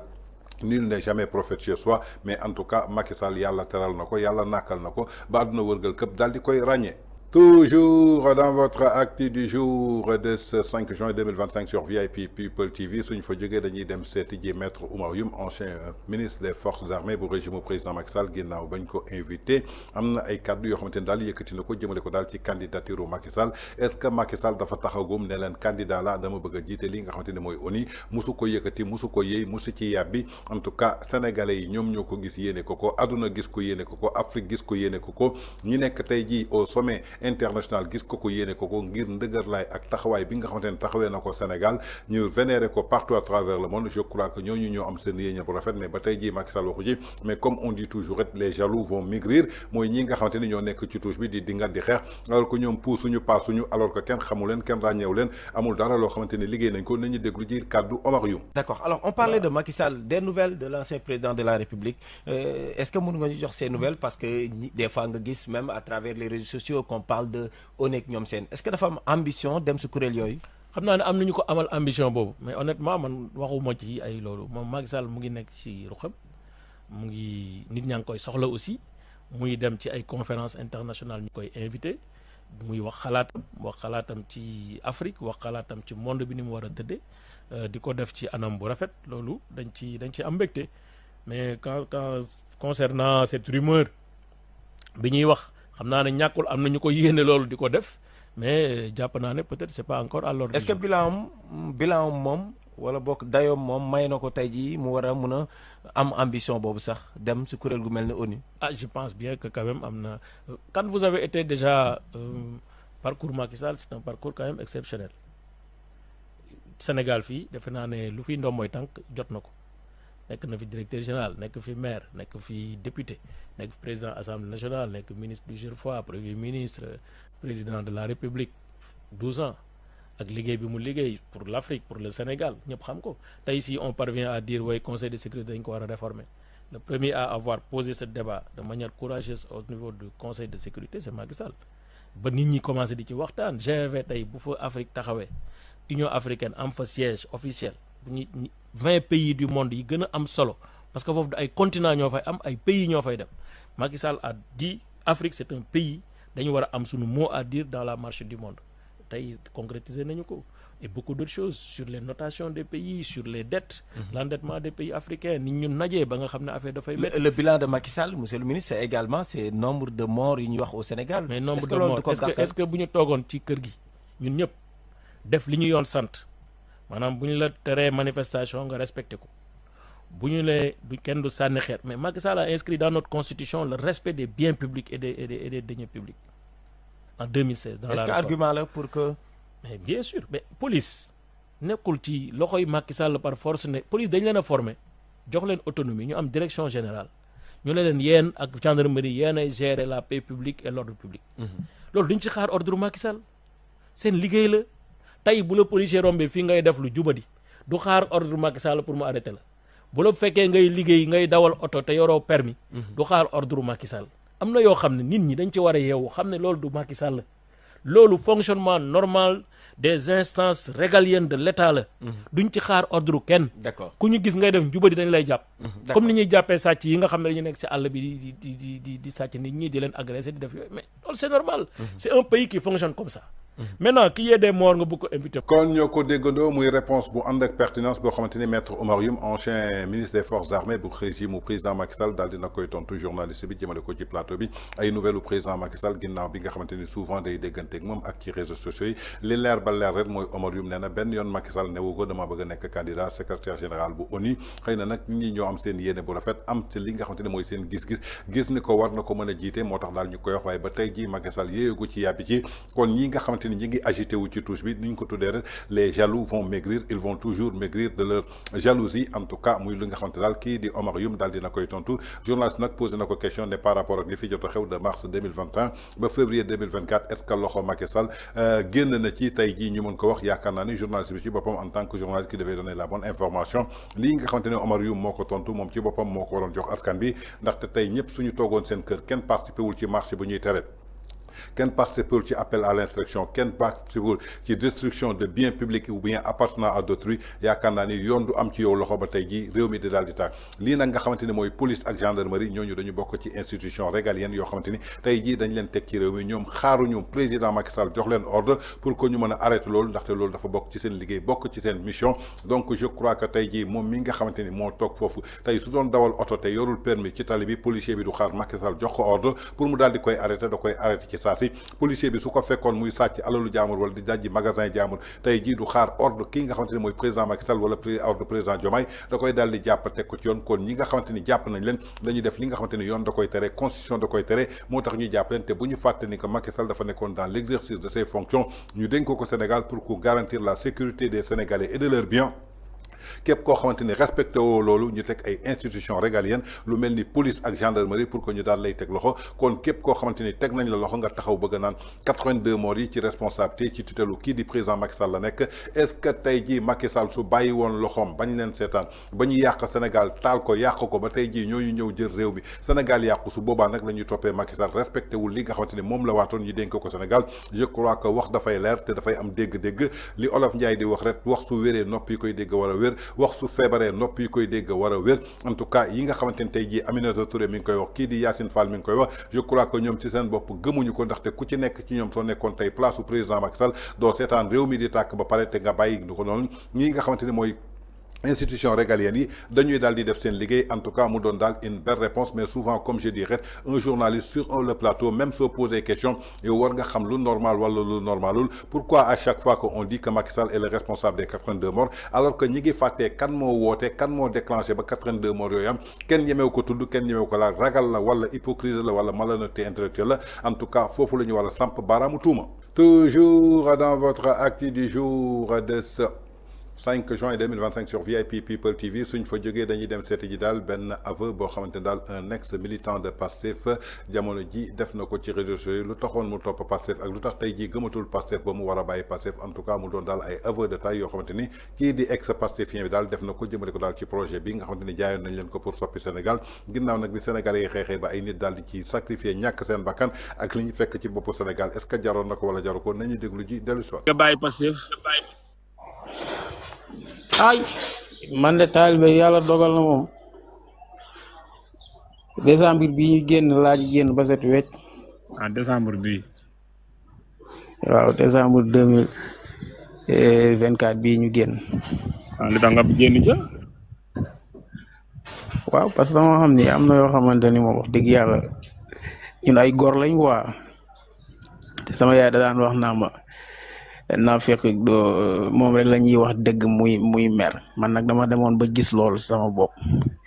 damay xam ne lii dëgg la de damay yëg ni lii dëgg la de wala ma toog di seetaan dabe ma xam ne lii dëgg la wala ma toog samay copains yoo xamante ni bokkuñu sax parce que nekkuñ ci politique mais dama ciy dëgg sama tànk mu leer ma ni man mu ngi may jëmale foo xam ne baaxul te loolu yëpp nag ki ma ko yóbbee mooy Xalaat TV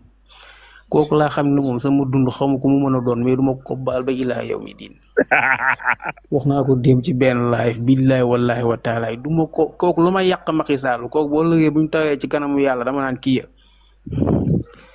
waaw parce que man musuma intéressé wu ci affaire politique billahi wallahi wa taala. yow daal YouTube rek nga doon dem di déglu Xalaat TV ndeysaan. barki Cheikh Al Khalifa dugg YouTube rek gis ko muy wax ci kii Bolande Diop foog naa Bolande Diop. waaw boobu étudiant woom ñu rayoon. kooku daal laa ko déglu mu ci wax lu yéeme nag te waa ji moo neex Lamine doomeeraam jooju man daal ma daal di tipse ma fa fu mu dugg ma abonné ci saa si fu mu dugal rek ma dem ma gaawantu kii ko ma dem di ko partager sama gars yi ma naan booy déglu leen kii booy waa ji comme jinne booy kii moo lay wax booy ay mbir yoo xamante ni. dugal naa ci sama ñaari copain kenn ki benn oustaz la. kooku ñëwatul sax man kooku damaa jàpp ni kooku moom génn si suñu tarixa bi moom kooku moom man nee naa ko man maa la tooñ parce que man maa la wane rek doomeeraam ji nga di ko déglu ba mu yàq sa pas-pas ma ne ko man moom génn naa ci moom nag moo nga ca des jamono yee nag maa ko doon tooñ naan ko waa saa waay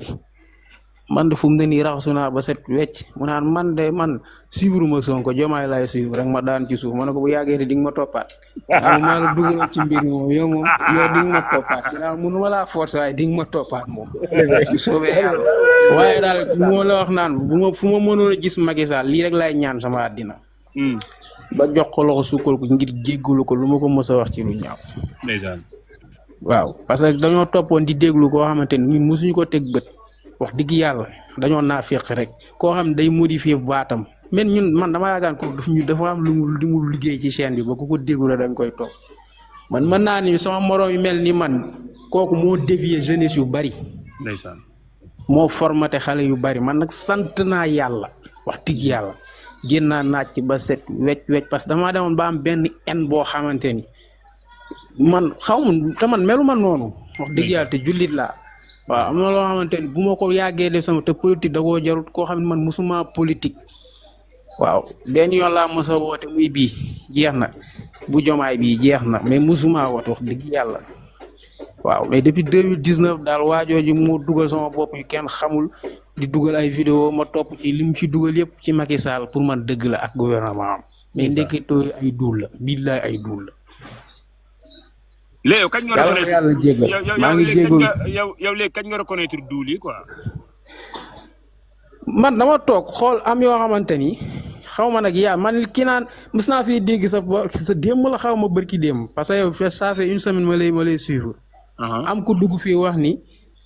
ñii yàlla daf leen a jox nguur pour toroxal leen mais dëgg la. parce que ñun xamuñu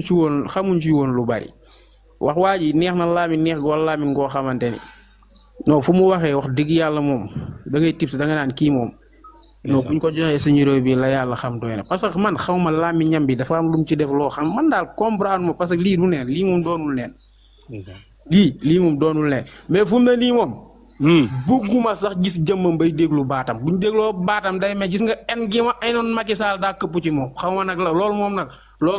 yàlla bu mu deñ parce que dama xam ni kii mu ngi yow la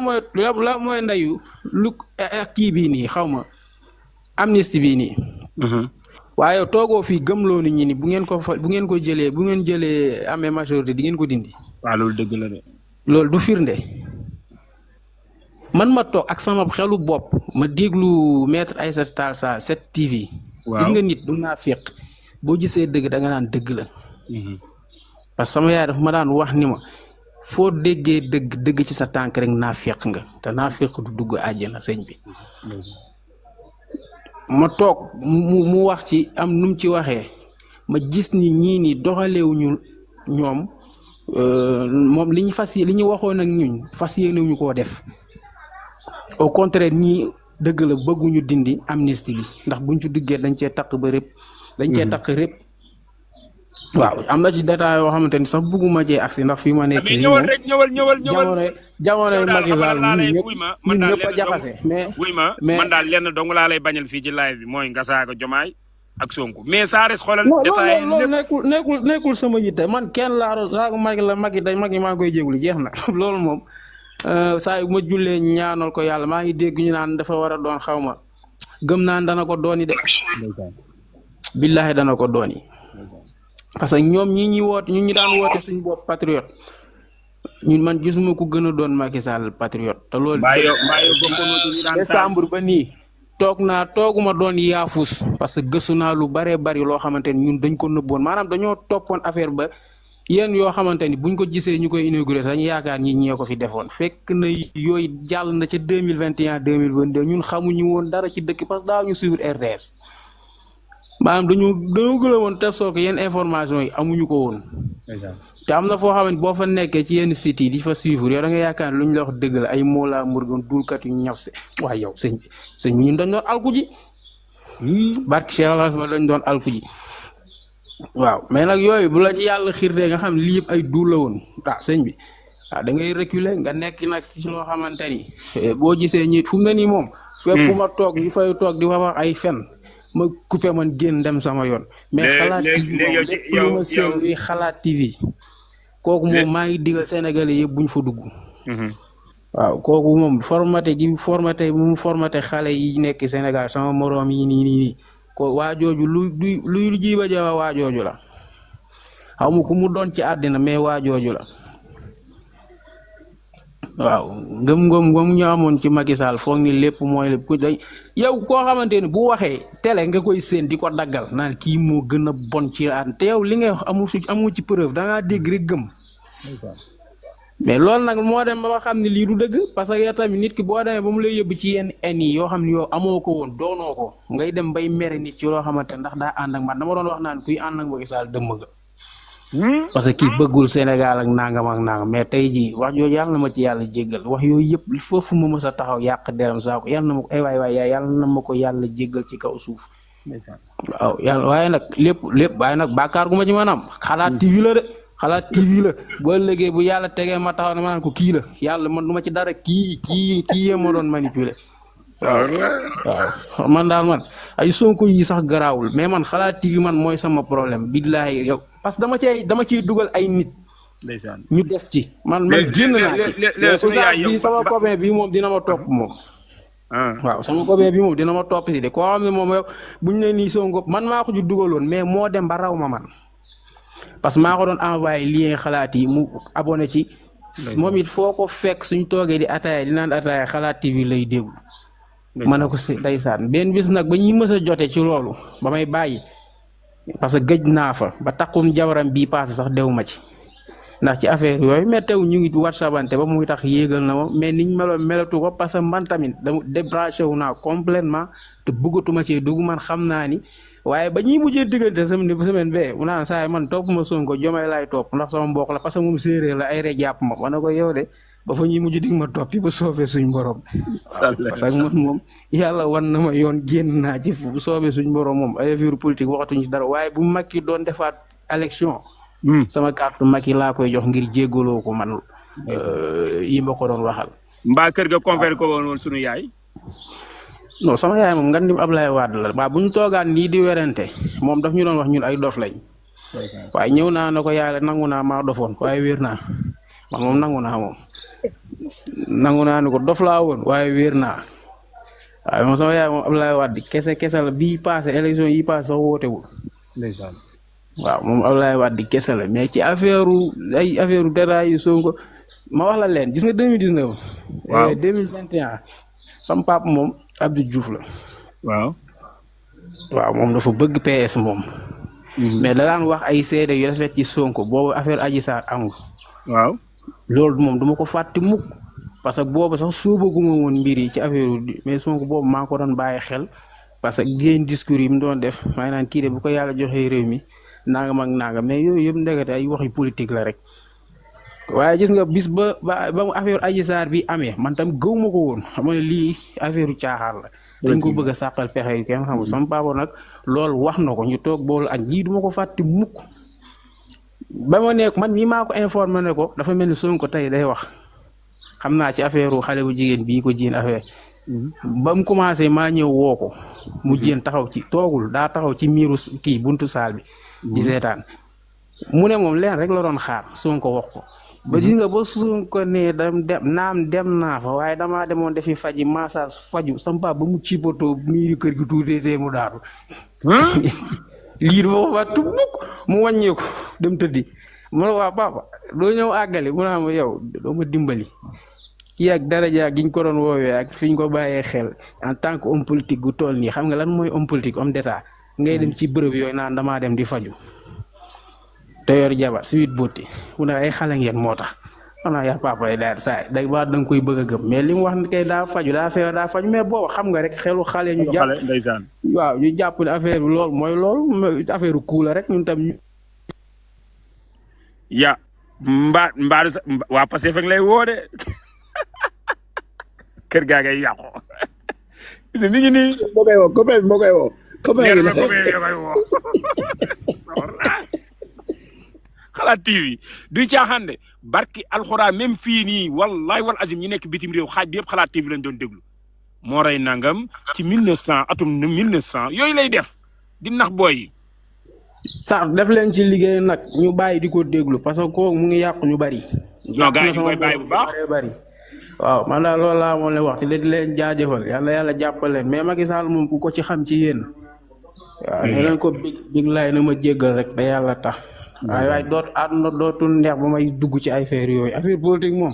na dem gauche ma dem droite doxatuma sax ci yooyu waaye sama carte moom bu ñëwaatee ci dëkk bi naan day wax waxi politique ma simbeeku dem jàppale ko incha allahu taala maa ngi jégalu ñëpp jaajëf. ndeysaan big laay gars yi bég nañ de billaay wallaay gars yi bég nañ de ci yàlla. waaw taalibe dafa daw yaram taalibe xam lan moo tax big laay yi. naa wax wala. non defe naa maa war a wax de. xaaral tons am lu mu ci wax rek ñu dem quoi. xam nga big laay yi xam nga ñun dañ nekkoon ci panel yi di wax ne lii mooy am bu Sonko faloo lii nii cas bi quoi parce que Sonko booy li ko dal moo lay won ni Sénégal mënul woon rëcc Ousmane Sonko vraiment dafa fekk ñi nga xam ne xamul luy politique parce que ñoom pour ñoom politique ñu koy def. mooy borom veste yi mooy gannaaw doo si mooy borom veste yi yëg ci oto yu ñuul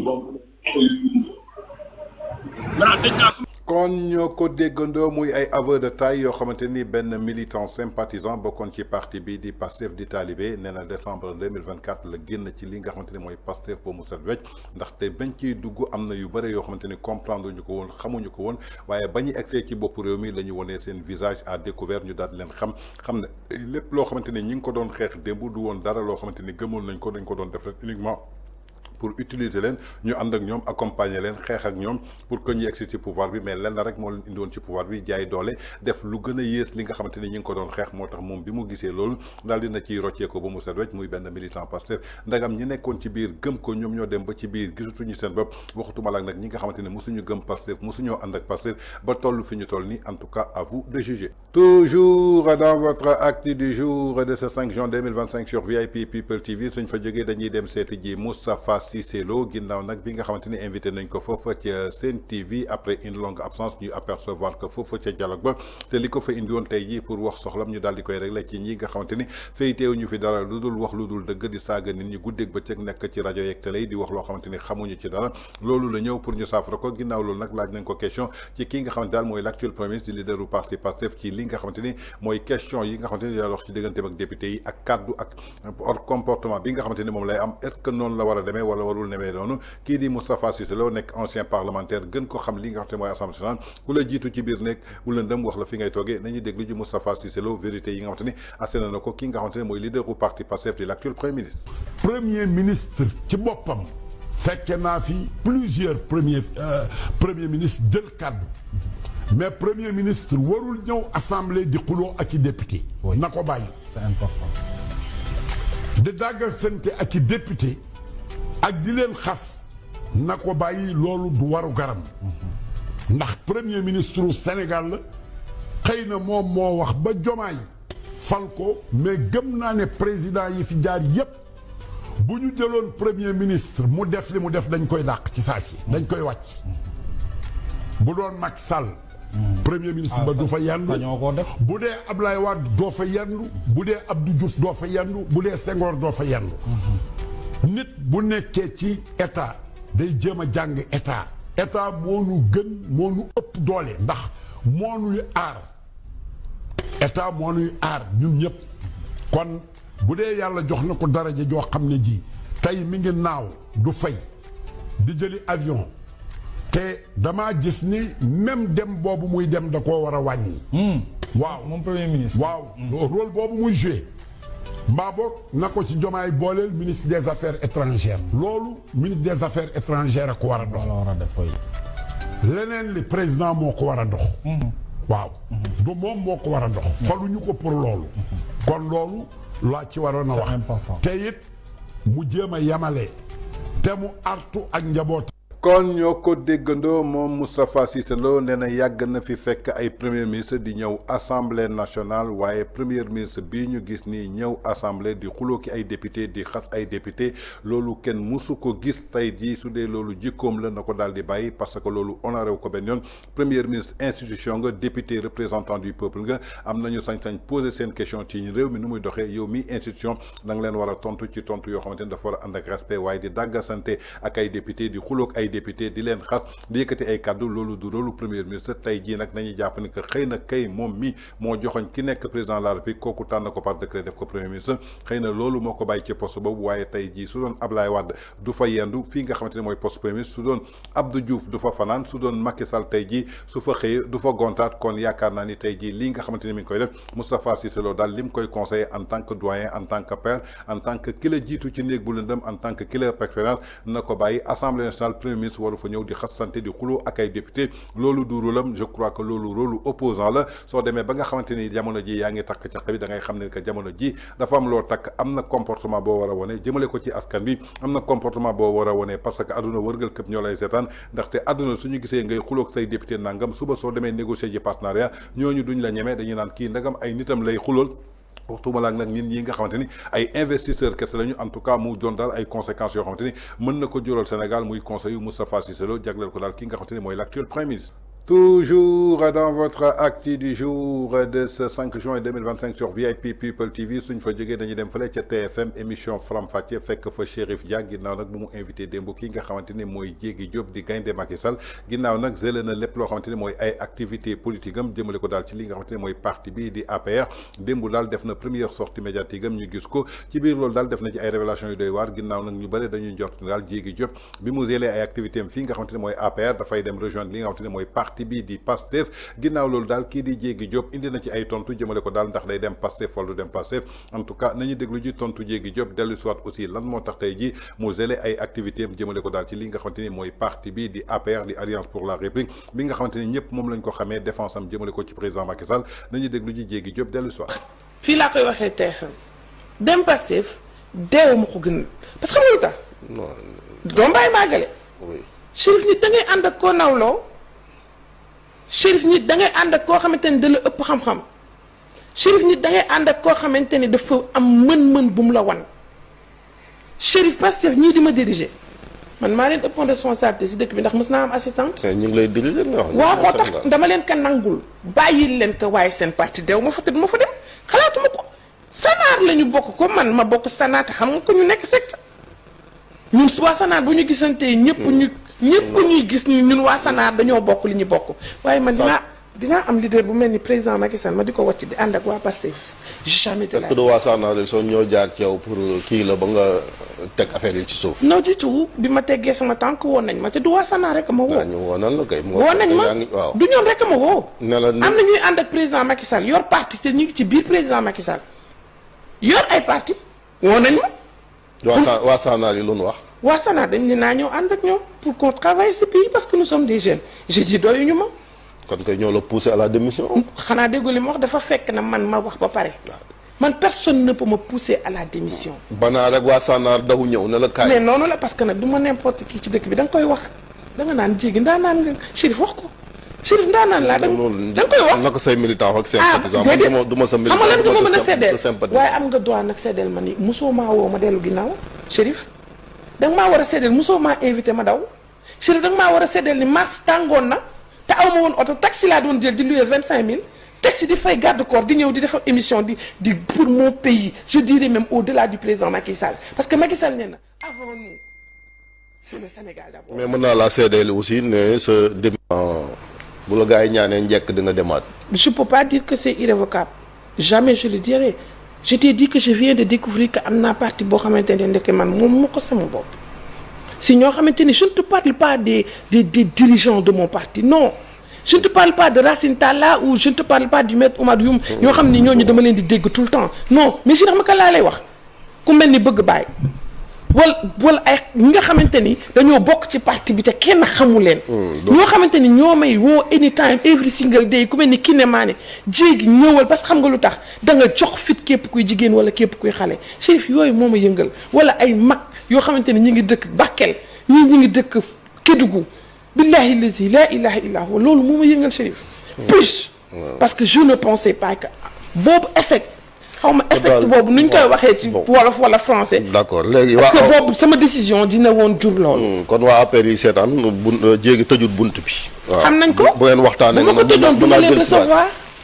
su ma ko tëjoon parce qu'ils sont venus de chez moi.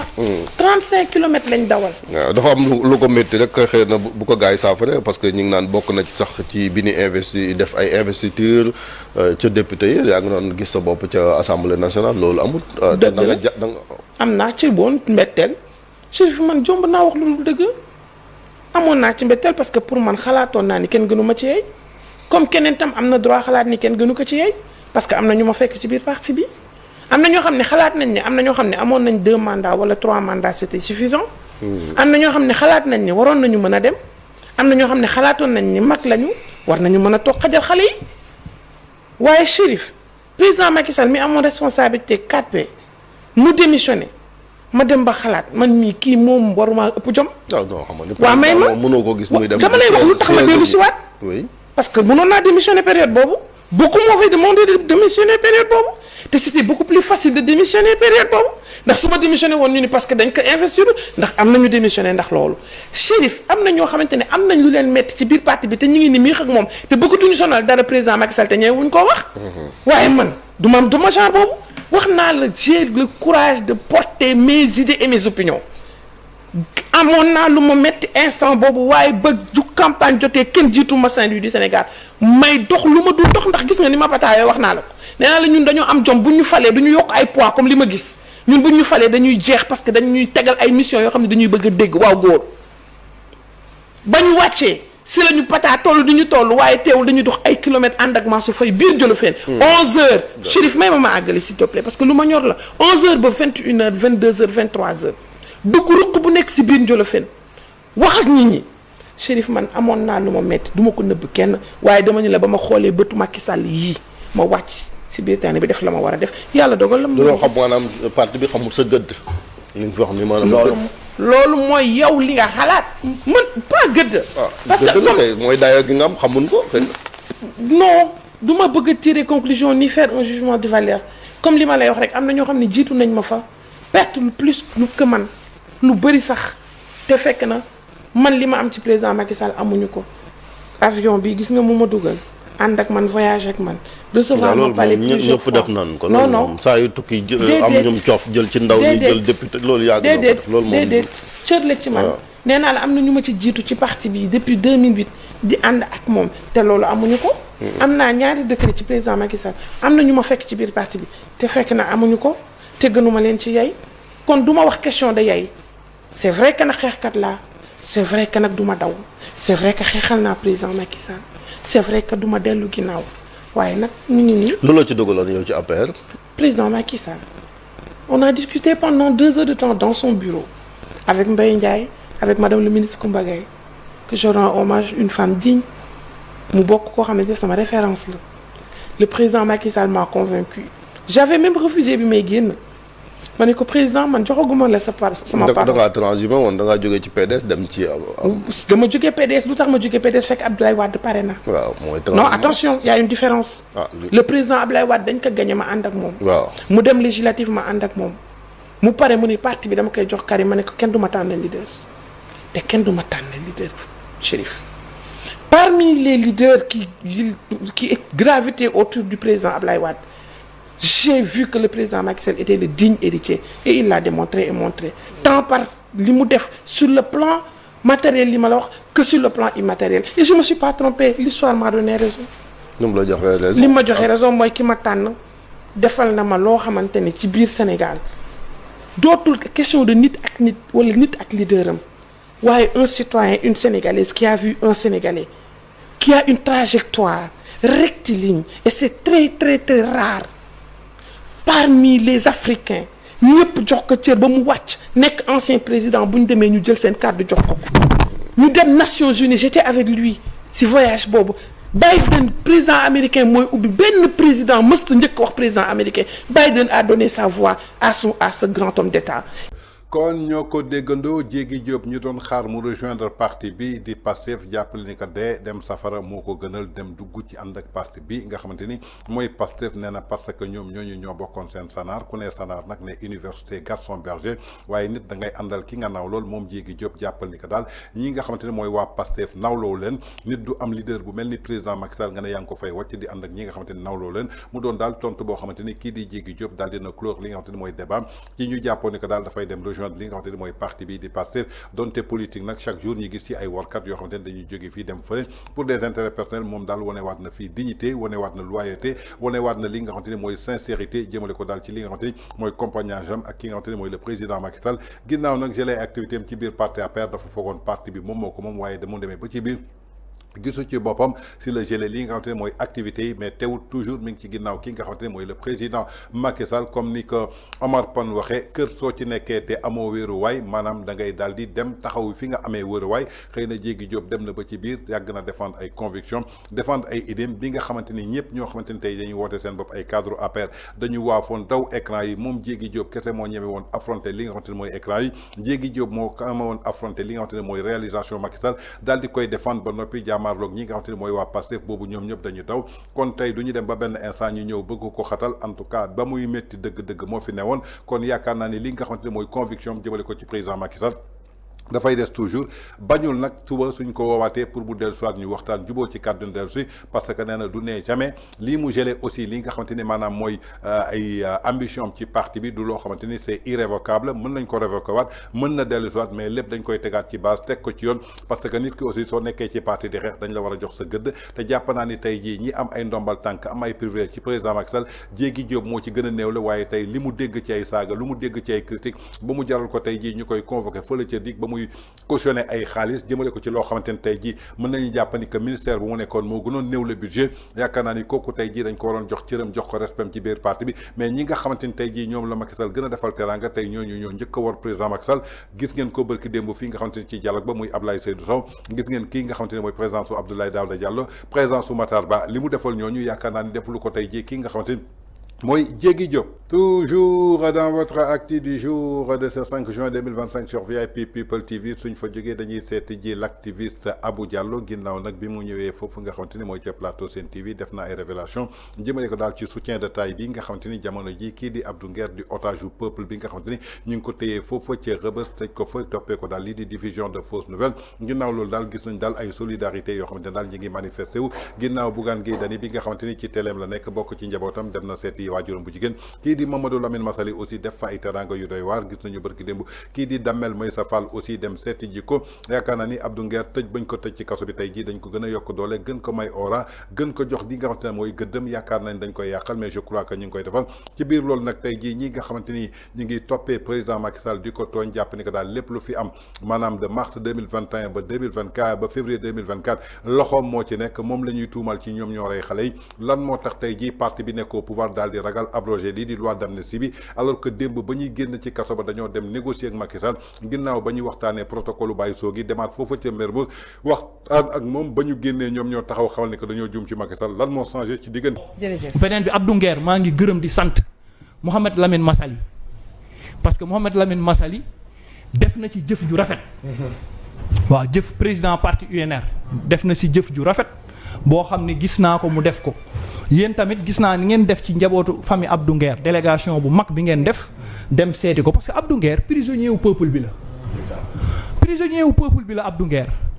waa Salam bi nekk fële France mauritanien yooyu ñoom Faye Ali Faye ñoom it ñu ngi massaw mais ni ngeen def seeti yaayam ne leen yen wi diis oyof na ndax peuple bee porté combat am Massaly bi ñu tëjee Abdou Nguer rek si la ma woone ma famem laa bëgg ñu xam fu mu nekk man ma fàtte ko sax ne ko ba naa la booleeg Modou Fall démb ak bërki démb ma yëg ni yóbbu na fa ay taraangaam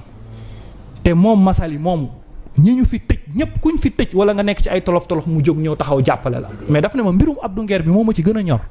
parce que Abdou Nguer dafa ñëwoon jox boppam Sénégal sarax boppam Sénégal di défendre Sénégal ba pare ñu teg ko si lii kon warul nekk foofu tabaski di xalaat famille ni ko Massaly defee nii tey dem këram yónnee fay taraanga fàttali ko may wax nañu suivre exemple Massaly boobu. merci ni ko Bougane defee déplacé wu dem ba foofu taxaw wane ni sama njaboot la woon fii la nekkoon loolu laa bëggee ñëpp def ko parce que fii gars yi dañ lay soutenir ci biti ba nga commencé nekk ci kaso. am ñoo xam ne xam lu ñuy def dañuy bàyyi ba dialogue ñu ñëw taxaw naan libérer les chroniqueurs wala nangam libérer mais duñ ci def communiqué duñ ci wax duñ ci leer donc ma ci préciser di ci féliciter bu baax Massaly ci taxawaay boobu mu am muy Massaly muy yéen ñoom. kon ñoo ko déggandoo muy révélation yoo xamante ni Abou Diallo yëkkati na ko ci soutien bi nga xamante ni Mamadou Lamine Massaly def na ko jagleel ko kii nga xamante ni tey jii mooy Abdou Nguer di président Union pour une nouvelle république nekk foofu ca Thiès déplacé wu dem seet ko ñëw soutien gis nañu délégation yi nga xamante ni tey jii ñi ngi mobilisé wu daal dem seet yi ñi nga xamante ni mooy waajuru Abdou Nguer foofu nga xamante ni mooy ca Touba yaakaar naa ni ñun ñëpp ànduñu ak Pastef démb nag gisoon nañu ay audio yoo xamante ni ñu ngi koy véhiculer di naan ay yaaye Abdou Nguer Pastef la àndal waaye ba tey jii gisooguñu benn cagnotte boo xamante ni waa Pastef def nañ ko jox ko ki nga xamante ni mooy yaayu Abdou Nguer gisooguñu dara loo xamante ni Pastef jàppale na ko yaayu Abdou Nguer je crois que nag lii nga xamante ni mooy Abdou Nguer bi ñu jàppee ni que daal otage la boo xamante ni tey otage yu peuple sénégalais la parce que sénégalais bi nga xamante ni maanaam dégg-déggam leerul woon Abdou Nguer moo ko doon leeral information bi jëmale ko ci manipulation daal di koy décortiquer loolu nag xëy na peut-être moo leen naqari ba ñu jël ko yóbbu ko ci kaso ba te lañ koy toppee muy diffusion de fausses nouvelles bërki démb gis ngeen kii di Arona Niang ñi daal di koy libéré par sursis bërki démb gis ngeen ñi nga xamante ni ñoo saaga ay injures publiques ñu door leen 6 mois yoo xamante ni avec sursis la ñibbi nañ seen kër jamono jooju Assane Diouf mi ngi foofu di purger li nga xamante ne mooy instruction kii di Abdou Nguer ñu téye ko fa kii di Abdoulaye Ndiaye ñu téye ko foofu ca kaso ba juróom-benn weeru kaso je crois que tey jii am na yoo xamante ni dafa rafetul tey nag ñoom suñu demee ba mën a négocier ak Macky Sall fa la nga xamante ne mooy protocole de Cap Manuel ba mu permettre leen ñu génn ci biir kaso bi yaakaar naa ni Macky Sall ba muy jël lii di loi d'amnistie bi parti am àndu ci peuple bi àndu ci mais dafa daal di assumer ay responsabilités permettre leen ñu génn tey ba ñu yor réew mi je crois que Macky Sall su ko neexoon bañ a nangu loolu bàyyi leen ci kaso ba tey jii ci kaso ba la ñuy nekk di fa dee ba tey jii kenn du ci génn même su dee keneen mooy jël réew mi même dëkk bi suy tàkk mais jamono jooju ñi ngi ci kaso ba justice mooy def liggéeyam yaakaar naa ni ñi mën a dem kër Macky Sall négocier fa ñaari yoon dem foofu léegi nga xamante ni mooy Mermoz parce que ki nga xamante ni maanaam mooy ancien directeur du cabinet bu Diomaye moom moo ko daal di fësal ci sans limite daal di koy xamal tey jii ñooñu suñu taxawee xamal ni que Sénégal yëpp dañoo juumoon ci Macky Sall nit ku baax la ke sàcc bi du kenn ku dul ki nga xamante ne mooy Amadou Ba ndaxte dafa doon yëkkati ñu ne ko tegal tey ñu mën a dem toog dialogue ak ñooñu taxaw fii di décrier ki nga xamante ne mooy président Macky Sall loolu yëpp suñu bëggee mu leer yaakaar naa ni pour ñu xam ne Macky Sall moo rey wala reyul lii di loi d'amnistie bi amul interprétation amul dara dem leen assemblée nationale jox seen député on abroge totalement l'amnistie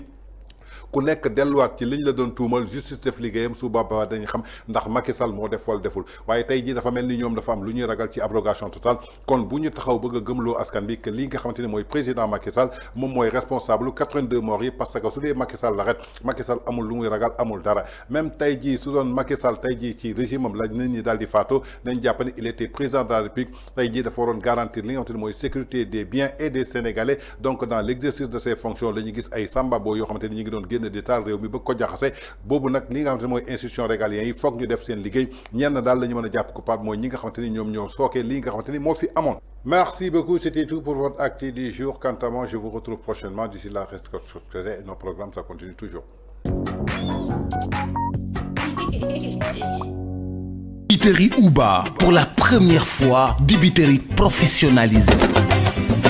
Professionnel u ndawal mosoo ko dégg de am suñu marinadu bopp am suñu cafka bopp am suñu secret bopp na nga xamee ni noonu la McDonald amee ay secret noonu la dibiterie Uba amee ay secret dibi Uba saaf yàpp Uba méchoui Uba poulet Uba pigeon Uba pintade Uba bool Uba kaay ma wax la fa dibi safe mooy 77 629 00 00 fa saaf yàpp neexee mooy 77 633 57 57 fa méchoui neexee mooy dibiteri Uba fa poulet neexee mooy dibiteri Uba te nag kaay ma wax la dibiteri Uba commandeel ñu livrer la fa nga ne bu la neexee tamit nga toog sa kër Korité defal say commande Tabaski defal say commande boo amee xew defal say commande booy dalal ay nit defal say commande nga xam ne dibiteri Uba dalay defaral méchoui bu toog doo defar dara dibiteri Uba livré la cay Uba moo jaaxal réew mi